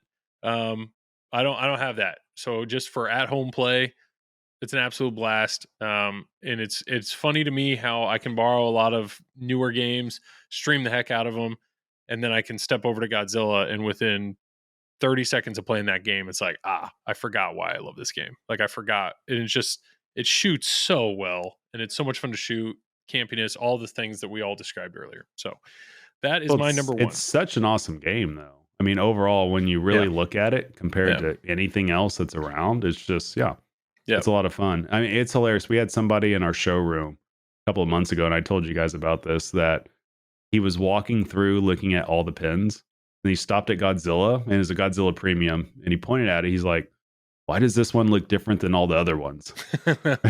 I'm like, that's the thing. It draws you in. You see it, and you're just kind of like, okay, this is something different, because everything, and we talked about this, Joel, when it first came out, within the first week, we were talking about how it was different because everything feels like it's wide open in the middle, yet there's still shots to hit at that's close to the flippers with that pop bumper, with the mazer target, with the spinner and the scoop right there and the other spinner. I mean, it's unique in that way that there's nothing really just smack dab right in front of you, but you got to spray shots to find it. And it creates unique combos and everything. It's so well done. And it's also one of the games that I'm modding the heck out of, like, and it's not, they're all tasteful, but I love how popular this game is because you have you were gonna say tacky. They're all tacky. They're all gaudy and tacky. No, it's type of mods to get. There's some amazing mod makers out there, Diddy Mods, Stumbler being two of them, that are like really putting in work and making these incredible mods. So to have additional light shows and choreography and other stuff that's added into this game and making these sculpts even better is, I don't know. I love that game. It's my number one. Yeah, it would probably be, quite a battle. What's your GC on it, Joel? I don't know. It's less than $1 billion. Come on, it's right behind you. I haven't broken $1 billion. He's like covering it right now. Come on, Joel. I don't know. What is it? I got to flip through all of them. Give me a second here. Look, Joel's like the champion of everything there. Yeah, it's my pin. Except for Calvin. See what he got. 864. You are so close. I know. I'll get. When are we going to get you past $1 billion? I just need to. I need to focus. I need to focus. Do you have extra balls on, Joel? Yeah, I have it. It's all stock. It's all stock. Okay. I don't really change. The only game I've genuinely changed, Stranger Things, when I borrowed it, I moved the outlane posts are all the way up. I moved in the middle because that's where Brian Eddy said he wanted them shipped at. They weren't shipped that way, so I did it. And then Rush, I moved the code back to the easier setting because that's what it was originally. Those are the only two games I've tweaked. Are you talking about where the records carry over? I don't remember. On Rush? It was something, I feel like it was less, I don't remember. I don't remember what it was, but it still didn't help me enough to get to some of the stuff that I wanted to get to in the game. But all right, so that was our top 5. So real quick refresh. My 5 in order were Godzilla, TNA, Cactus Canyon, Medieval Madness, Stranger Things Premium. Tom, your 5 in order. From first to 5 or 5 to first? Okay, so Rush, Iron Maiden, Stern Star Trek, Spider-Man, and Harlem Globetrotters. Perfect. And Travis? I was Walking Dead, Jurassic Park, Godzilla, Jumping Jack, and Harlem Globetrotters. Jumping Jack. What I can't wait is Kineticist. I hope Colin compiles all of these answers and does some sort of graph or something to show the popularity of certain pins, and the fact that Jumping Jack has to be a data point. It's gonna be on there. Is hilarious. Yeah, but all right. Well, that was fun. 1973. Yep, that was definitely fun. The last question that Colin wanted was, what is something that you currently love about pinball? What is something that you currently love about pinball? Tom, what is your the people? What? The people. When I threw that out earlier today before I warned everybody. Yeah, but no, the people. People's a great answer, and I'll piggyback right on it. That's the same as mine. I mean, I've met so many cool people in pinball. It's amazing. Yeah, I was trying to look for the specific question, but that is, I really dove into pinball at the beginning of COVID as an outlet to connect and play.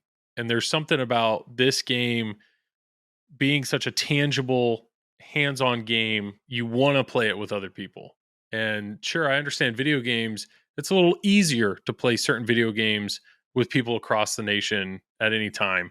But I don't know. I just feel like it's such a more personal connection when you're playing there side by side, playing the same thing, and it's you versus the game. And then through streaming and this podcast, you guys, listeners, please be aware how appreciative we are of Facebook messages and emails and coming up to us at shows or tournaments and just saying hi. And it's awesome. It's an awesome way to meet and connect with people, to kind of share this hobby. So I'm with you, Tom. I can't wait for Travis to just say some ridiculously selfish answer, but our answer is people. We like people. So the question is, what's our favorite thing about pinball, or what we're we're enjoying the most? What do you currently love about pinball? Oh, what do I currently love about pinball? Well, I love that it all of his gives trophies. Me a paycheck. His paycheck. To pay my mortgage. That's pretty awesome. Right? What do you currently love about pinball? I mean, if we're being real. Yeah. Okay. Well, that's that. No, we're good. Well, we could stop there. I would say besides getting paid for it, which is pretty awesome, it has its cool parts, has its down parts like any other job. I would say probably, I guess my most favorite thing about pinball right now is seeing my kids discover pinball a little bit more and just watching them play, watching them figure it out. And it's hilarious to me because none of them ask me anything about the pins. They don't ask for advice. They don't do anything. Monica doesn't even do that. Like, none of my family does at all. Joel, you asked me for advice more than my own kids and my wife. Apparently. I don't think anybody asks. I think we just get it. Yeah, pretty much. But I enjoy watching them play, and to me, it's interesting seeing them kind of latch on to something that I'm very much involved with. So that's pretty cool to share a hobby with friends and family, just like you would say. Yeah, my friends and family haven't really my brother has. My brother now streams with me like consistently, and I think he actually enjoys it. Like, that's really cool. He's the most entertaining one on there too. Jared, yeah. And Tom, I know you and Neil traveled the world, and we'll continue to do that. So if obviously I think that's the hope for everybody that's into pinball is they can get their family into it as well, or their friends, to kind of do this journey with us. But even if you can't, to be able to go to a bar or a tournament or somewhere and just the show, and just kind of share this passion and hobby with others. People are cool too. That's part of it too. You guys just already answered that. Well, I mean, if anybody wants to pay my mortgage for me as well, you can become number one on that list as well. But no, I think that's the cool part too, is doing this podcast and doing online content and being a part of different tournament streams and all that. It's allowed me to meet a lot of unique personalities and a lot of unique people from across the world that otherwise I would have never even known existed, never would have got to bet. And to me, it's a blessing to get to meet different personalities and get to talk to people from different walks of life, know, and to me, that's what makes life a lot of fun living. And pinball allows me to do that. So I'm very thankful for that as well. It's crazy to me that you traveled across the pond all the way over to Europe to compete it's a big pond. Big pond. You traveled all the way over there to compete in what is it? Nationals, not national. It's like, I traveled to Europe to compete in nationals. Not nationals, but yes, worlds. Wow. Got it. But you travel all the way over there to compete in worlds, and you happen to play a young adult that listens to our podcast from New Zealand. Oh yeah, Mr. Dipper.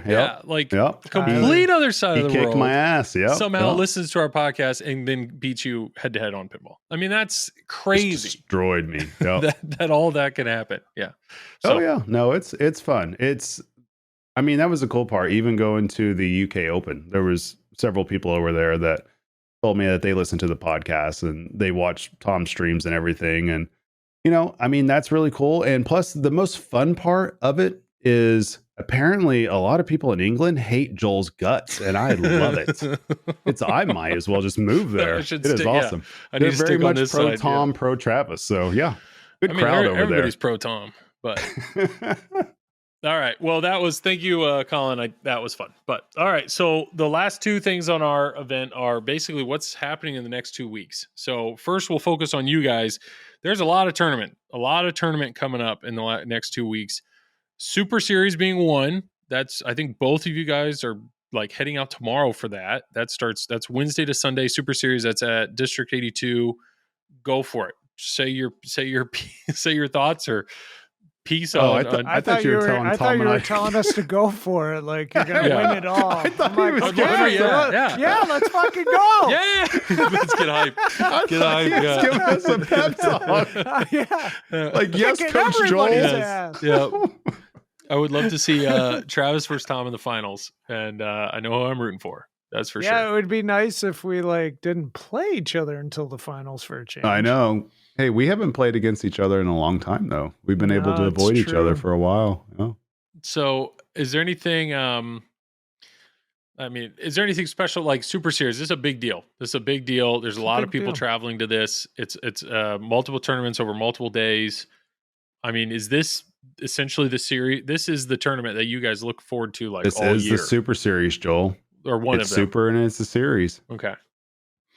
Who, I don't know. who are the favorites to win right now, do you think, Travis? Besides me and you. I mean, Tom I Graf. mean, for yeah. obvious reasons. Yeah. Yeah, Tom Graf. after us, it's just I feel bad for everybody that's coming there to play against us. To be honest with you, I mean, good on them for trying. I don't know. But no, I would say, gosh, it's tough. I think Dalton, he's the young one that's Yeah, going to be there. He's going to be tough. Yep. He's going to be tough, and of course, Nate Grant's been playing phenomenal. and District 82 is classics heavy, so you're going to have some people there that can play the hell out of classics. I mean, Yep. it's all Andy there's a Derek. Rosa, Derek Fugatti. Yep. So there's going to be a lot of tough players. I mean, we're missing a lot. I think there's something like 25 or 30 top 100 Bob players Matthews. that are going to be there. Yeah. Terry Wing, who's Terry women's Wing, world yeah. champion, is going to be there. So yeah, And then there's the locals like Cassidy and thank God Joel's not going to is, be like, there. You Eric didn't say like, Thorne. is Escher going to be there? Walt Wood. Walt Freaking Wood's Walt awesome. Wood. He's so No, good. no Escher. No Escher. He's No. showing mercy on all of us. Yeah, And he's then, he's taking a break. What's There's another tournament going on at the same time over in New York. So it kind of split Yeah. everybody. They're doing their pro Mm. circuit over there. So it has a couple of the younger players going that way, and I am perfectly fine with that. I mean, Nice. all the young players go to New York. Where's Ray Day? Have fun. Ray Day's going to New York. Go to New Perfect. York. I'm Yeah. perfectly All fine the with good that. players just go to New York. You guys go there. Let us in We're our seniors telling division you, have our go time to here. New York. Yes, please. Are they going to turn the lights on at District 82 for your older eyes? You know, to be able to. Oh yeah. If Yeah, there's lights are money on the line, lights are on. So- All right. Well, cool. No, and Fox City But there's will be there's a streaming the lot Apple of thing, good right? players there that are going to be there. So Oh yeah. Well, I think like Derek Price is going to be there, who's been a California state champion. Who else is going to be there? Of course, David DeLuga. I thought I saw Yep. him on the list, and he's an excellent player Luke up there. Nahorniak's always a killer. Is Carl going? Carl was, He but Carl was, had to but- drop. Yeah. Well, you guys have a chance now. Brian Right. O'Neill, Trent. Yeah. It'll be fun. There's just a Dave- lot. You Dave could go down Stewart, the list, and somebody could catch Bowden, fire. Like they Roland, could catch fire and win. Andre Massenkoff. I think We Tom could is just go going down the whole list. list. At the That's what I mean. Yeah. No, It's because the Stern Pro Circuit Championship is the following week, so you got some players that are Carlos. going to both. nice. Oh yeah, Carlos is going to be there too. Thanks, Oh, Carlos. Ian, Yeah. Ian's going to be there. Cool.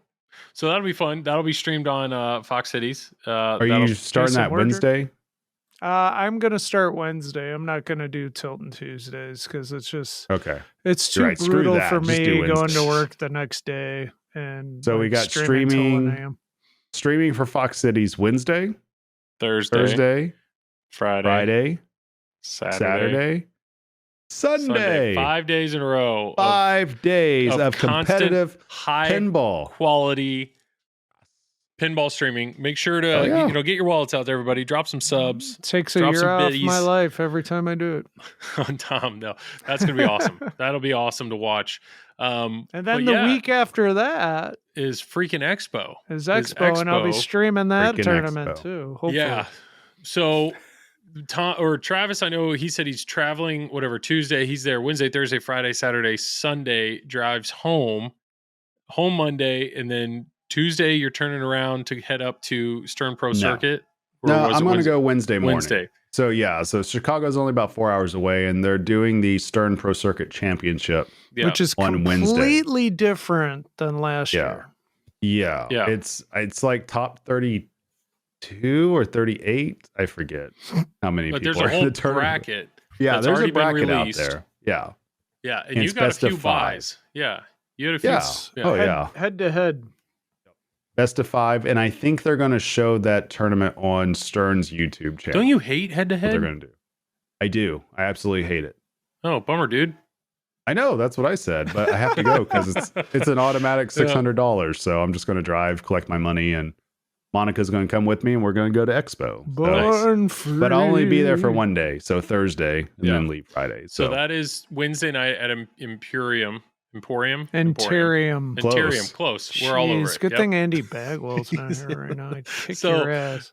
That'll be Wednesday, and then Expo starts. Expo is Thursday.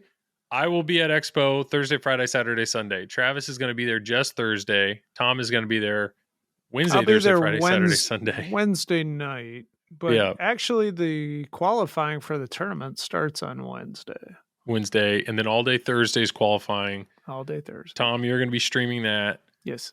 But yeah, we're all going to be at the show on Thursday. So if you want to catch the three of us, do your best to try to catch us on Thursday. Otherwise, Thursday will be the day. And then Tom will always be easy to find. He'll be where is Waldo? He'll be he'll be behind the stream or near the stream. But yeah, that's going to be fun. So that'll be cool. I need to look into because I can technically do that tournament, right? I can still sign up, or is it all sold out? No, you can absolutely do it. Yeah, I think I should. You know, why not? I think you should too. Why not? I might actually stay and watch that.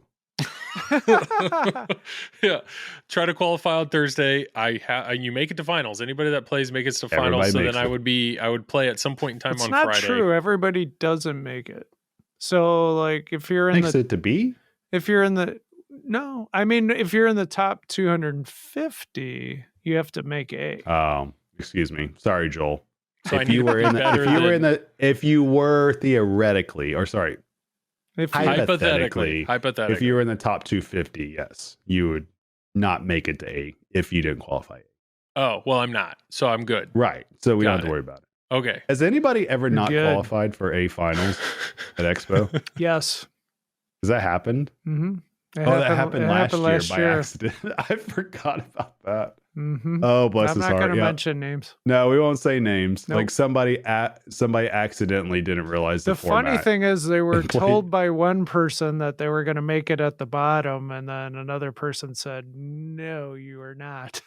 So it was kind of like big oof. And they literally drove like 3 hours to come back to find out that they weren't playing. They weren't there. That sucks. Ooh, double oof. So that is sucks. For all the tournament listeners out there. That means Fox Cities Pinball starting this Wednesday to Sunday. You got high quality tournament streaming. There's going to be the Stern Pro Circuit Finals the following Wednesday night. That's going to be on you said Stern Pinball YouTube? Yeah, on the Stern YouTube channel. Which I think Mark from Backhand Pinball is going to do it. Okay. And Mark from Backhand Pinball is also going to be streaming the New York City Pinball Championship during the whole Super Series thing. So you can And then go during back and the forth. actual show, Fox Cities again will be streaming during Expo. During Expo, yeah. We'll be streaming Thursday, Friday, Saturday, and Sunday as well. I mean, jeez. Now, here's the question. Is there going to be a live Joel and Friends on Wednesday? I don't think. Well, okay. So there, maybe. It won't be live at the show. I know Steve Beatty's always had like a party the Wednesday before Expo, and they've usually streamed. So Joel and Friends. Joel, with friends. You're supposed to come cheer me on. I will, yes. SPC. Yeah, that would be pretty cool. But believe it or not, I have to drive up a pinball machine for Jeff Teolis. Jeff Teolis actually bought a game at a show like last year. Grand Slam, I think is what it is. It's an older game. It's in my garage. So I have to drive that up because he's getting it and driving it home. But so that's all the tournament. There's a lot of tournament. So even if you're at home, there's going to be a lot of tournament stream to watch. Watch the tournament root stream and cheer. Stop listening to this podcast right now. Turn on Twitch. Watch us. Yeah. Then turn it back on when you see us on the screen. Perfect. All right. So that brings us to actual Pinball Expo. So Pinball Expo is next week. What if you're going to Pinball Expo for your first time? I think we said this before. If you're going to Pinball Expo for your first time, What do you do? what do you do? And then even if it's what are the initial go for it. Get a hotel room. Yeah. Ask all your lady friends to go with you. And you're gonna be sleeping by yourself. Yep. It's like, yeah. No. Well, there's the Stern tour on Wednesday. Thursday morning. There's a Stern factory tour. There's a bus. They'll pick you up. You got to buy a ticket. Yep. Pick you up, show you the tour, bring you back. Okay. Yeah. And Expo's over. Have you had fun? So there's no. Yep. There's those. There's a lot of seminars. Yep. Mhm. A lot of seminars. You have the free play hall, which is it's a part of the main hall. Mm-hmm. Yeah. So that's open. Yeah, just look at the Pinball Expo and find out what the dates are and stuff. I'm not. There's a ton of pinball machines that are just sitting there. There's those that's in the free play area. You can walk up to any of them. They're in free play. You can Do just not play walk as in many the of them as you want. tournament room and start playing a pinball machine. Yes, the tournament room. There will were be 4 or 5 security guards that will kick your ass. Just if don't you do see it. Tom Graf in the same room as you, don't play the game. Don't play the games.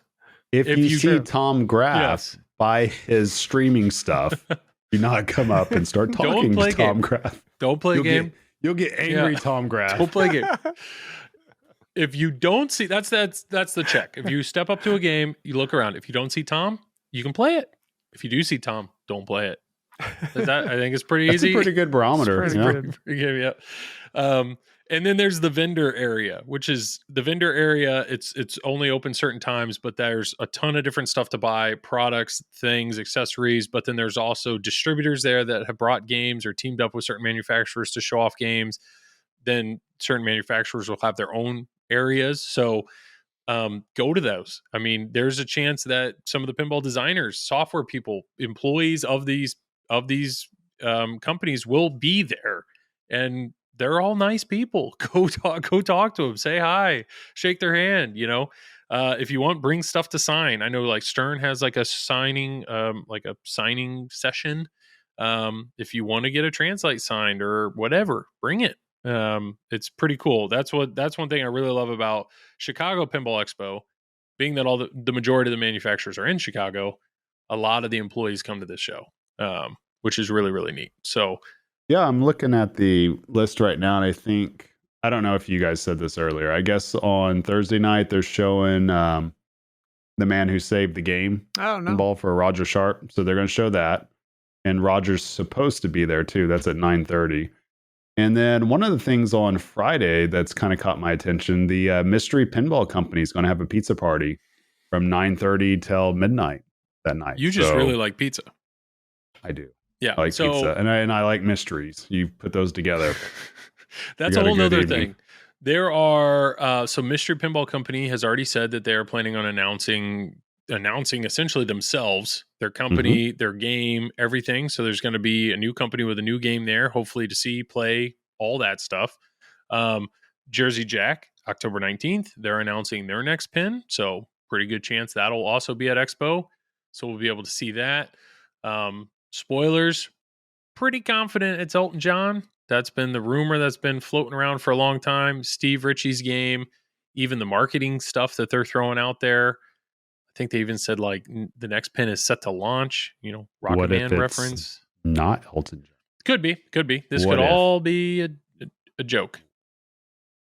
I don't know. I don't I don't know. Maybe they're serious. know. I don't know.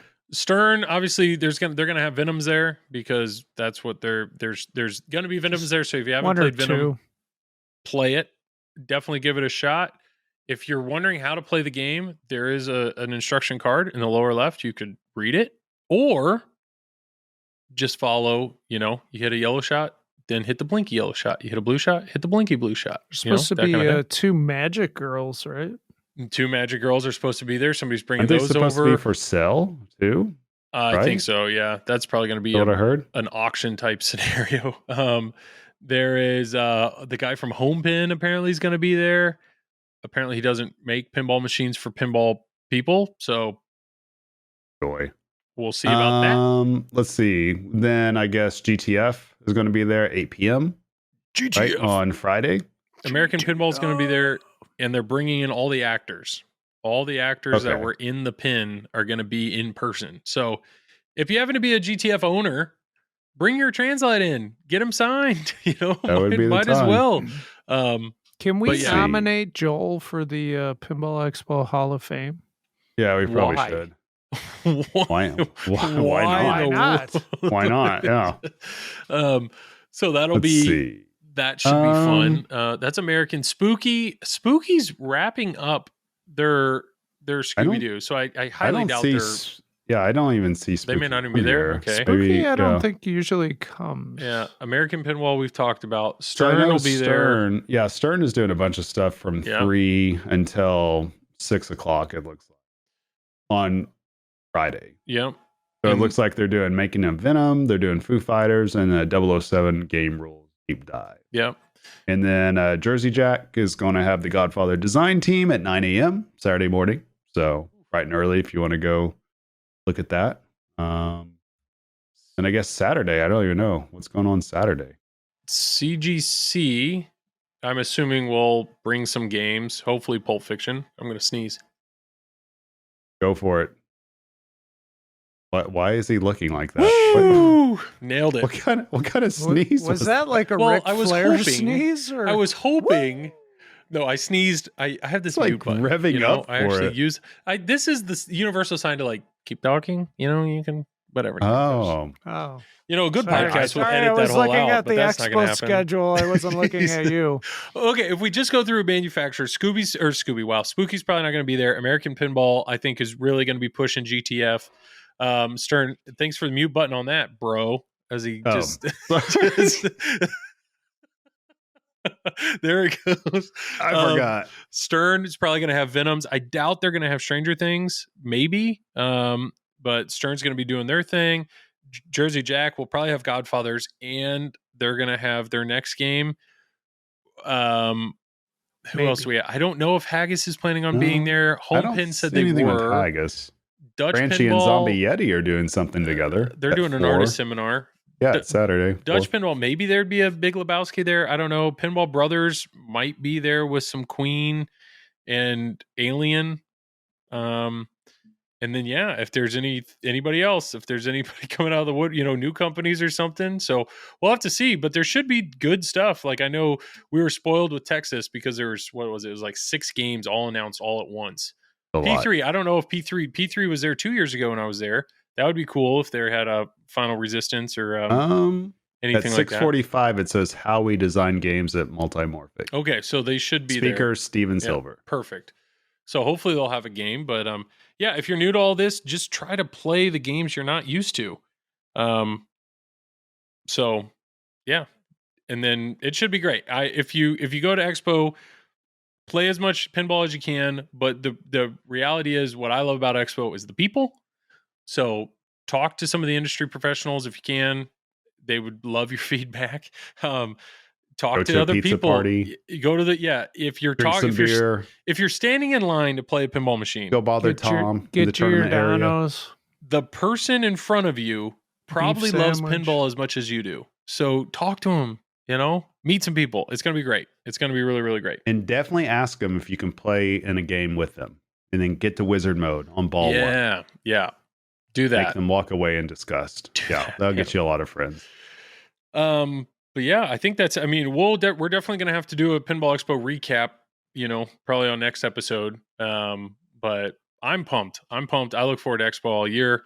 Both of them, the 2 that I go to, Texas Pinball Festival and then Chicago Pinball Festival. So I can't wait to go. And by all means, if you see any of us at the show, please come say hi. Yes. Unless I'm Yes. streaming. Unless he's streaming. Yes. Then don't. But yeah, no, it's going to be great. I don't know. Anything else I missed about Expo? No, that sounds pretty good right there. It's I mean, pretty you pretty good. much covered everything. We don't know until people start announcing stuff and showing off stuff and billing stuff. And then, I don't know, then we could talk about it afterwards. There should be more stuff coming on, though.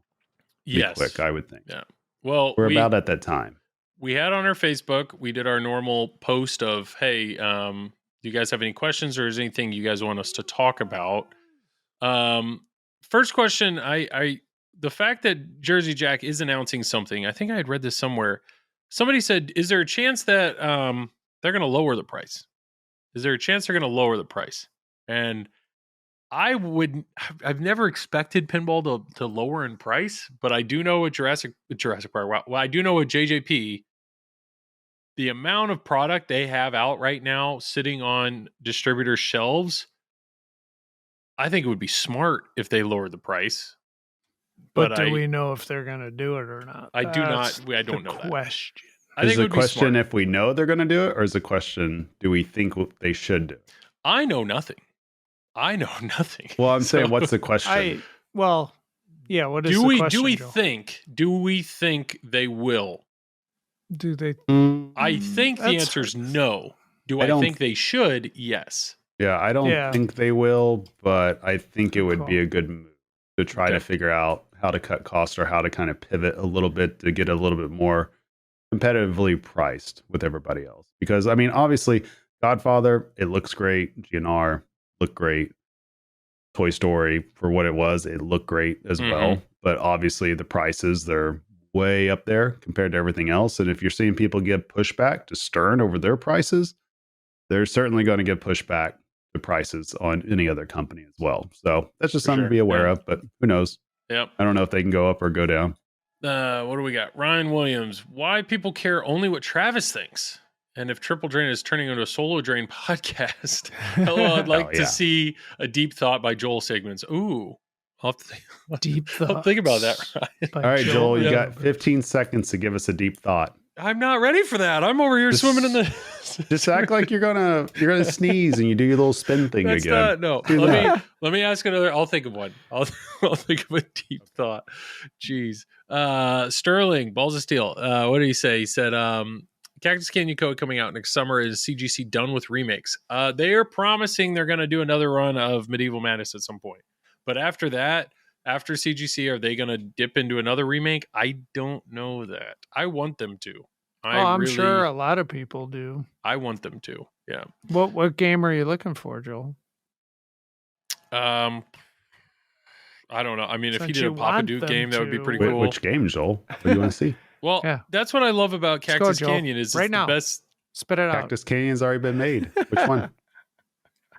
I don't know. Deep thoughts with Joel. I don't know. Circus what game. Voltaire. No, I wouldn't want that. Like I think Tales of the Arabian Night or Okay, Theater of that's Magic good. would be pretty cool. But I would love for them to do what they're doing with Cactus Canyon. If they took Tales for the Arabian Night and then release some new additional code to actually modernize the game a little bit, I might that'd be get sick. that. Yeah.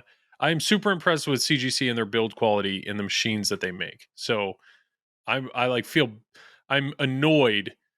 Like if they did another run of Monster Bash, I'd probably get one. If they did another run of Medieval Madness, I'd probably get one. Like I really like Joel, you those don't games. have enough room. I know. Do we think Stern will increase their prices for 2024? I hope not. I hope not. I don't too. think they will. I don't see how they can right now. But never say never. I hope they don't. Yeah. New Pinball Alley sign. Is it worth it? We already are paying $2,000 for toppers. That's I was not. just I don't have gonna any say place that. in my place. It would set up. Tom, are you tempted at all to get one? No, because I really don't have any room for it, and it won't fit above my toppers. Oh, bummer. Travis might. Travis, hey, take it in, everybody. Everybody watching this right now, take in his background. It took him this long to make it look decent. This is it. This is the last time we're seeing this room because Travis bought a house. So we'll have to see what his studio looks like.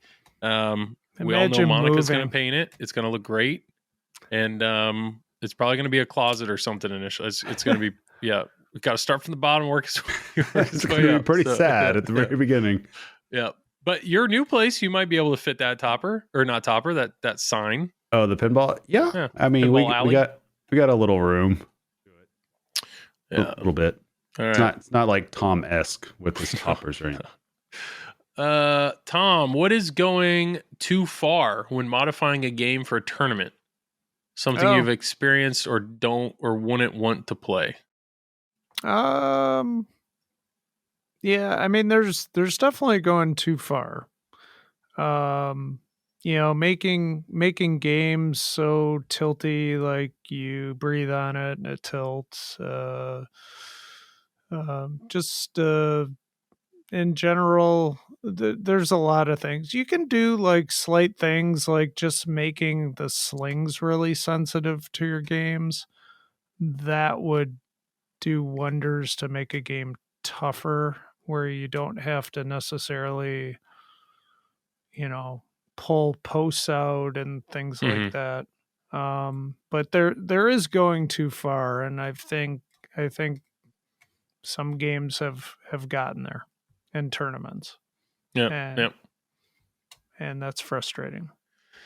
Yeah, we've talked about this before, that there's been a few tournaments where the feedback is the games are so hard, it's just not even fun. Like, it's not even really fun. It's just who survives the longest, basically, on the pin. And when you remove the actual skill aspect of the game, and every pin is just luck and chance and hope, that the ball just stays in bounds a little longer. Well, there's making a pin brutal, and then there's making a pin like disgustingly brutal that you don't even want to flip the ball. I mean, there's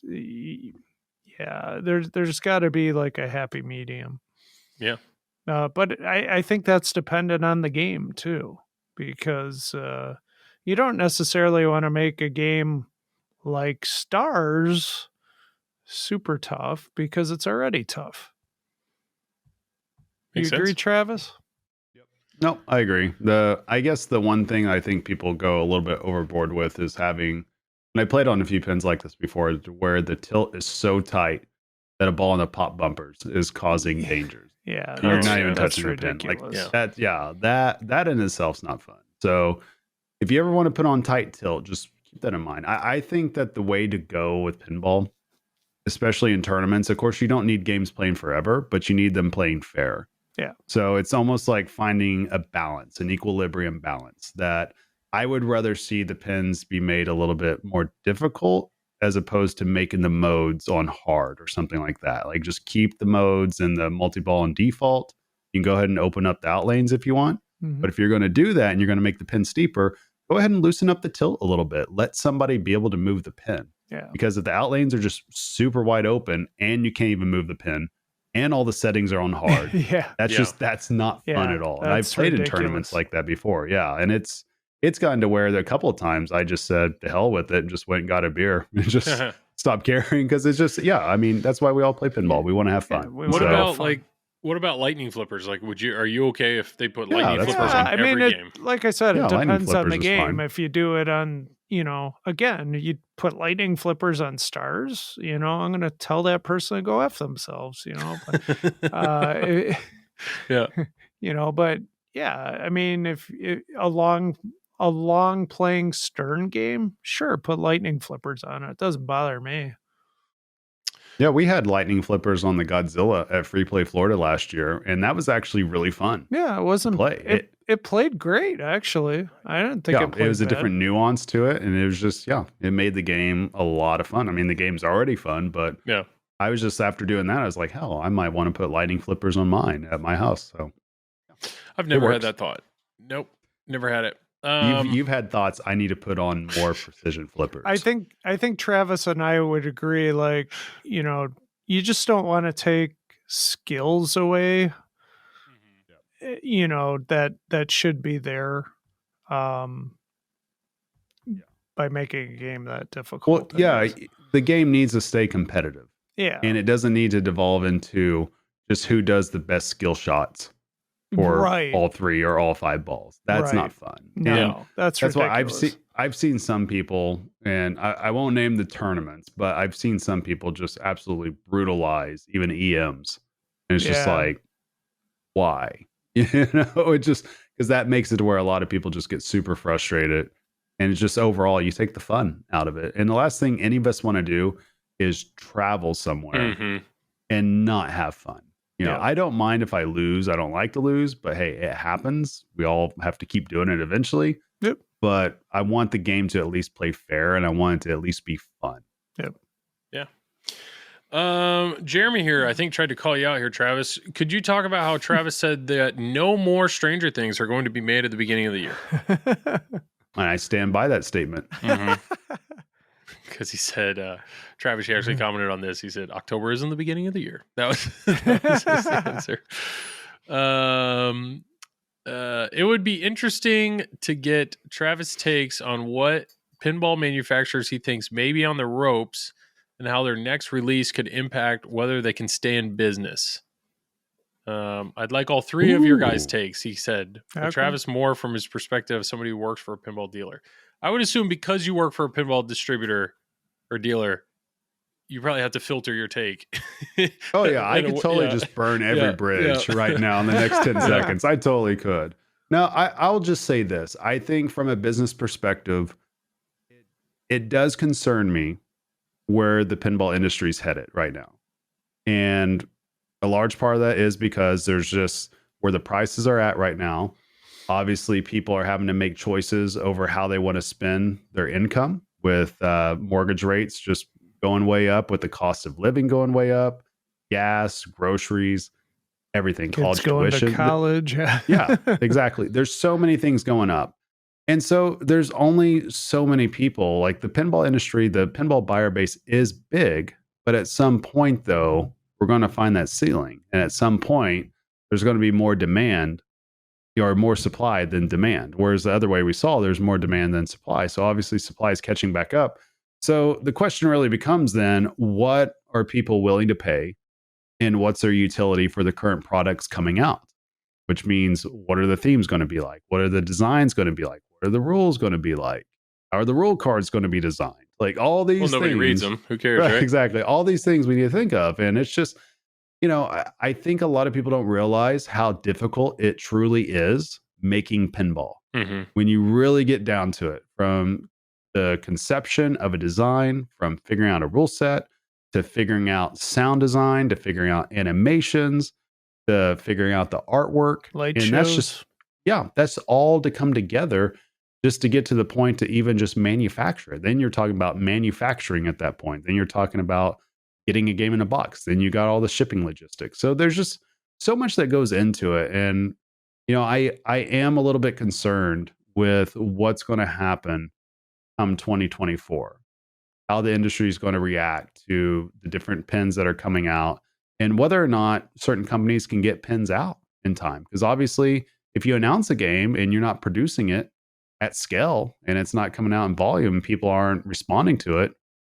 then, what's happening? Because you're not bringing in much revenue. So that's just, all that's concerns for me. And I'm sure people can kind of see what companies out there that they could probably draw their own conclusions, what they think, how the industry is going to go. But, I think that it's just pinball itself is in a unique spot. And I think we're seeing it really happen very quickly, where you see third-party market going, used games going. Yeah. We're seeing a lot of Stern Pros right now be around 5,000. I've seen a couple at 4,800, and those are prices I have not seen in years. And people might be celebrating it like, oh yeah, prices are coming down, all this and that. But that just means that if the prices are going down that much, that means those new in-box games aren't going to move as quickly, because other people are going to see that. And if they're used to churning through games, well, what would be the point of them buying a new in-box game? Why not just wait 2 months and get a game? And there's a lot of people thinking that way. So, that's an obvious concern. But I think overall, as long as good games are produced and as long as manufacturing keeps up a steady pace, I think that overall everything will be just fine long term. But short term, though, I don't know. It's going to be interesting. I'm curious to see how this plays out going into quarter 1, quarter 2, and quarter 3 of next year.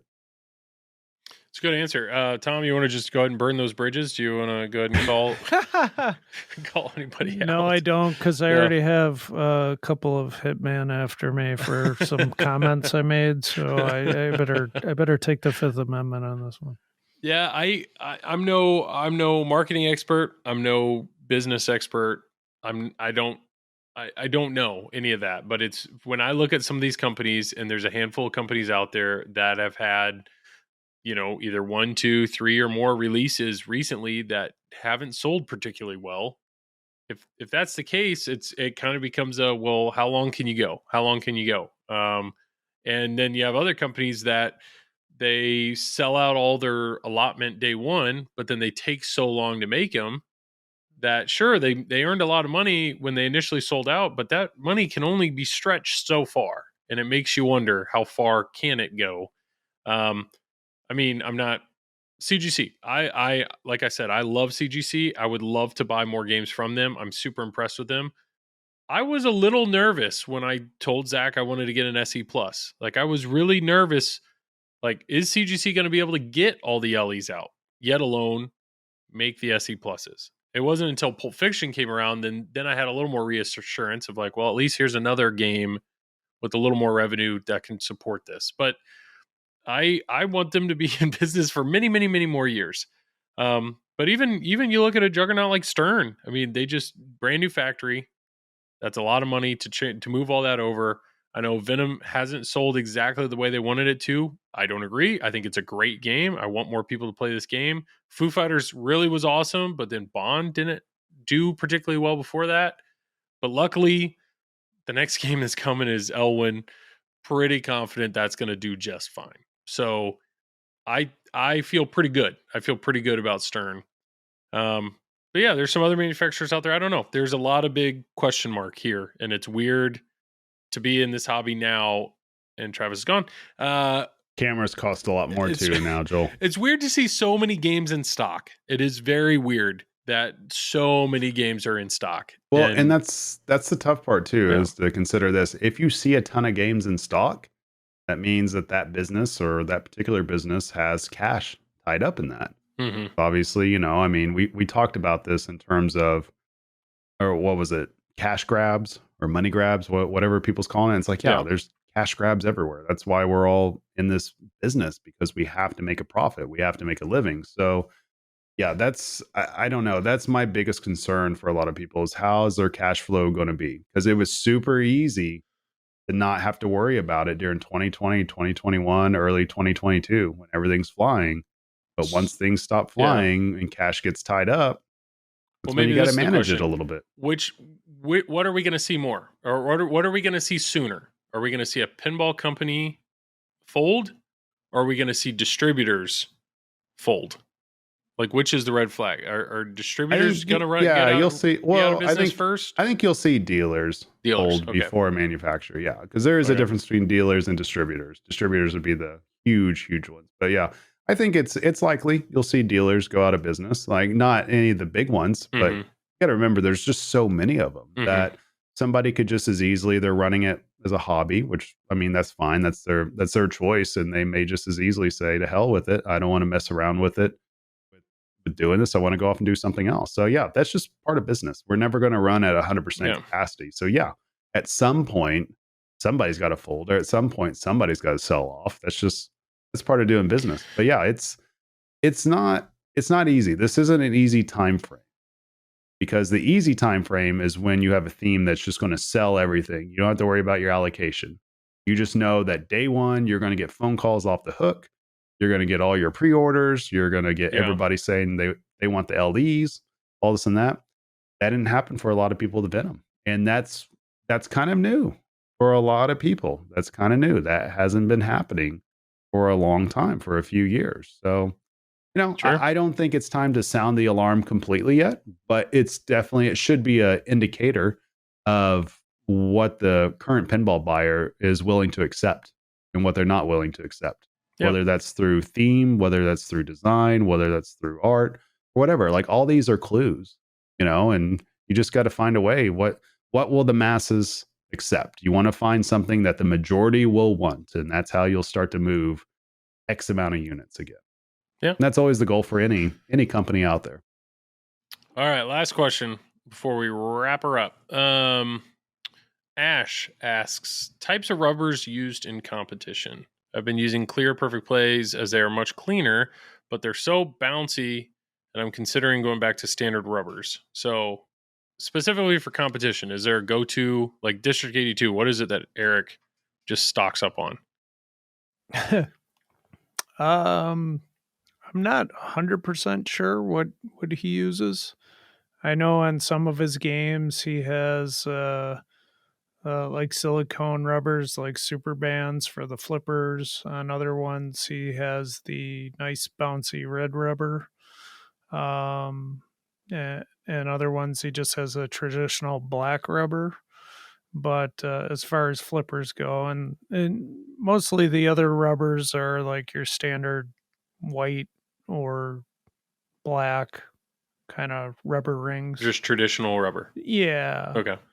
I know for me personally, like at home, I have tried the perfect play rubbers, and I don't necessarily care for them. I mean, they play fine. They're easy to clean. That's the nice thing. But I'm just more of a traditionalist, and I like the traditional rubbers.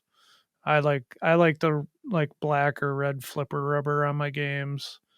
Don't really care for super bands. Super bands are great on location because they just don't wear out. Mm-hmm. So I totally understand somebody like operating a game and using them, but as far as tournaments go, I really don't like them because the balls just don't bounce off of them. After a while, But that's my take on it. Cool. I would say Suzo Hap red rubbers. Yeah, those are good ones. That's why I like. Yeah, I have that on all my pins. So you see that at a lot of high level tournaments, like Aren't at those really nationals, bouncy? at IFBA. Yeah, a little bit. You have to definitely be on your catches and your drop catches and everything, and it kind of adds like a weird spin to the ball a little bit too if you're not quite used to it. But honestly, if you learn how to play with Suzo Haps, you can pretty much play with any rubber out there. It makes everything else just feel super easy. So I would always tell everybody, if you want to get better at the game, get some Suzo Haps and put it on your favorite machine at home. Interesting. Me and my tournament perspective, I just leave everything as stock. So I used to be all about Titan silicone rubbers. I think they're awesome. I think they look amazing. I used to change all my rubbers and all my pins. Joel? Well, one, borrowing games, I'm not going to waste time replacing them, and it's just like on Godzilla, I've been modding the heck out of it, but I just don't have any interest in changing the rubbers. I'm totally fine with the modding everything else, but the rubbers. Gameplay. Yeah, it's like the style. I'm totally fine. Did you with put the precision flippers on it? I have not put this precision flippers on Godzilla yet, but I'm totally fine with just standard black rubber on the flippers. I'd consider changing maybe the slings to a clear silicone, just because it lets more light through.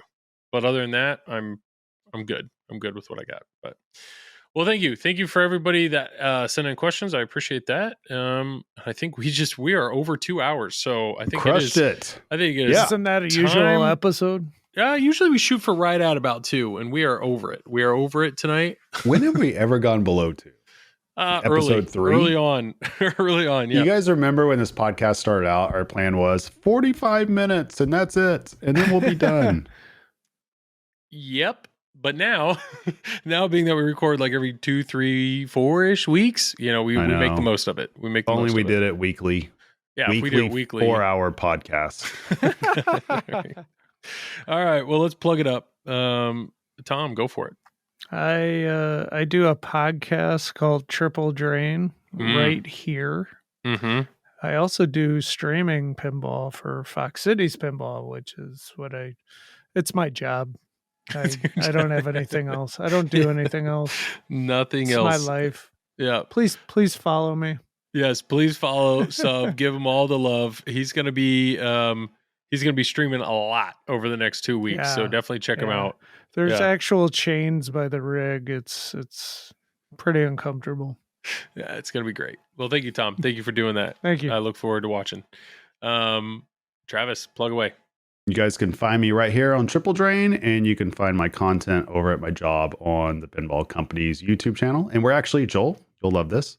We're coming out with a new video tomorrow. So I guess by the time this comes out, I'll already be out. But I'm going to teach people how to beat Venom at their launch party. Not beat the whole game, but just try to win your launch party. So I give my exact strategy that I would do. Well, let me try it. Maybe I should try it. Get set some high scores on mine. Well, yeah, you could do that. But I broke a billion. I didn't show it on this one, but honestly, if somebody's playing Venom and they just generally don't have a clue and they want the easy way to do it, just pick Peter Parker and just play as Peter Parker the whole entire time, because you can still get your locks and your carnage is worth so much more during that time too. So that's what I would recommend. Okay. All right. So if you're going to a Venom launch party, pick Peter Parker. You're on your own from there, but that's what you're saying. If you don't know what's going on. Got it. But after you watch the video, you'll know exactly what's going on. You could decide if you want to use that strategy or not. Nice. Well, cool. And yeah, my name is Joel. I do this incredible podcast, Triple Drain Pinball Podcast. I also do the Flipping Out stream every Wednesday night from 10 to midnight, where we rotate doing like a chatting stream with Flipping Out with friends or an actual gameplay stream. We're streaming this week. I think we're going to play a little Rick and Morty before it leaves the house. And then after Expo, we will probably do a Flipping Out with friends, just doing like an Expo review, which should be a good time. I also did an interview with Brian Eddy that was posted a few days ago. It was really fun talking to him. So check out that interview. And that was not Joel and Friends. That was Flipping Out and Friends, right? Do you have a Joel and Friends? No, it's always been Flipping Out with Friends. For sure he had a Joel and Friends somewhere. It's Joel and Friends. It's always been Flipping Out with Friends. Tom, didn't he have a Joel and Friends somewhere? No, we made that shit. You made that up and you've been rolling with it. Yep. Damn it. Yeah. All right. Well, like always, Tom, you get the last words. Have fun at your tournaments and Expo.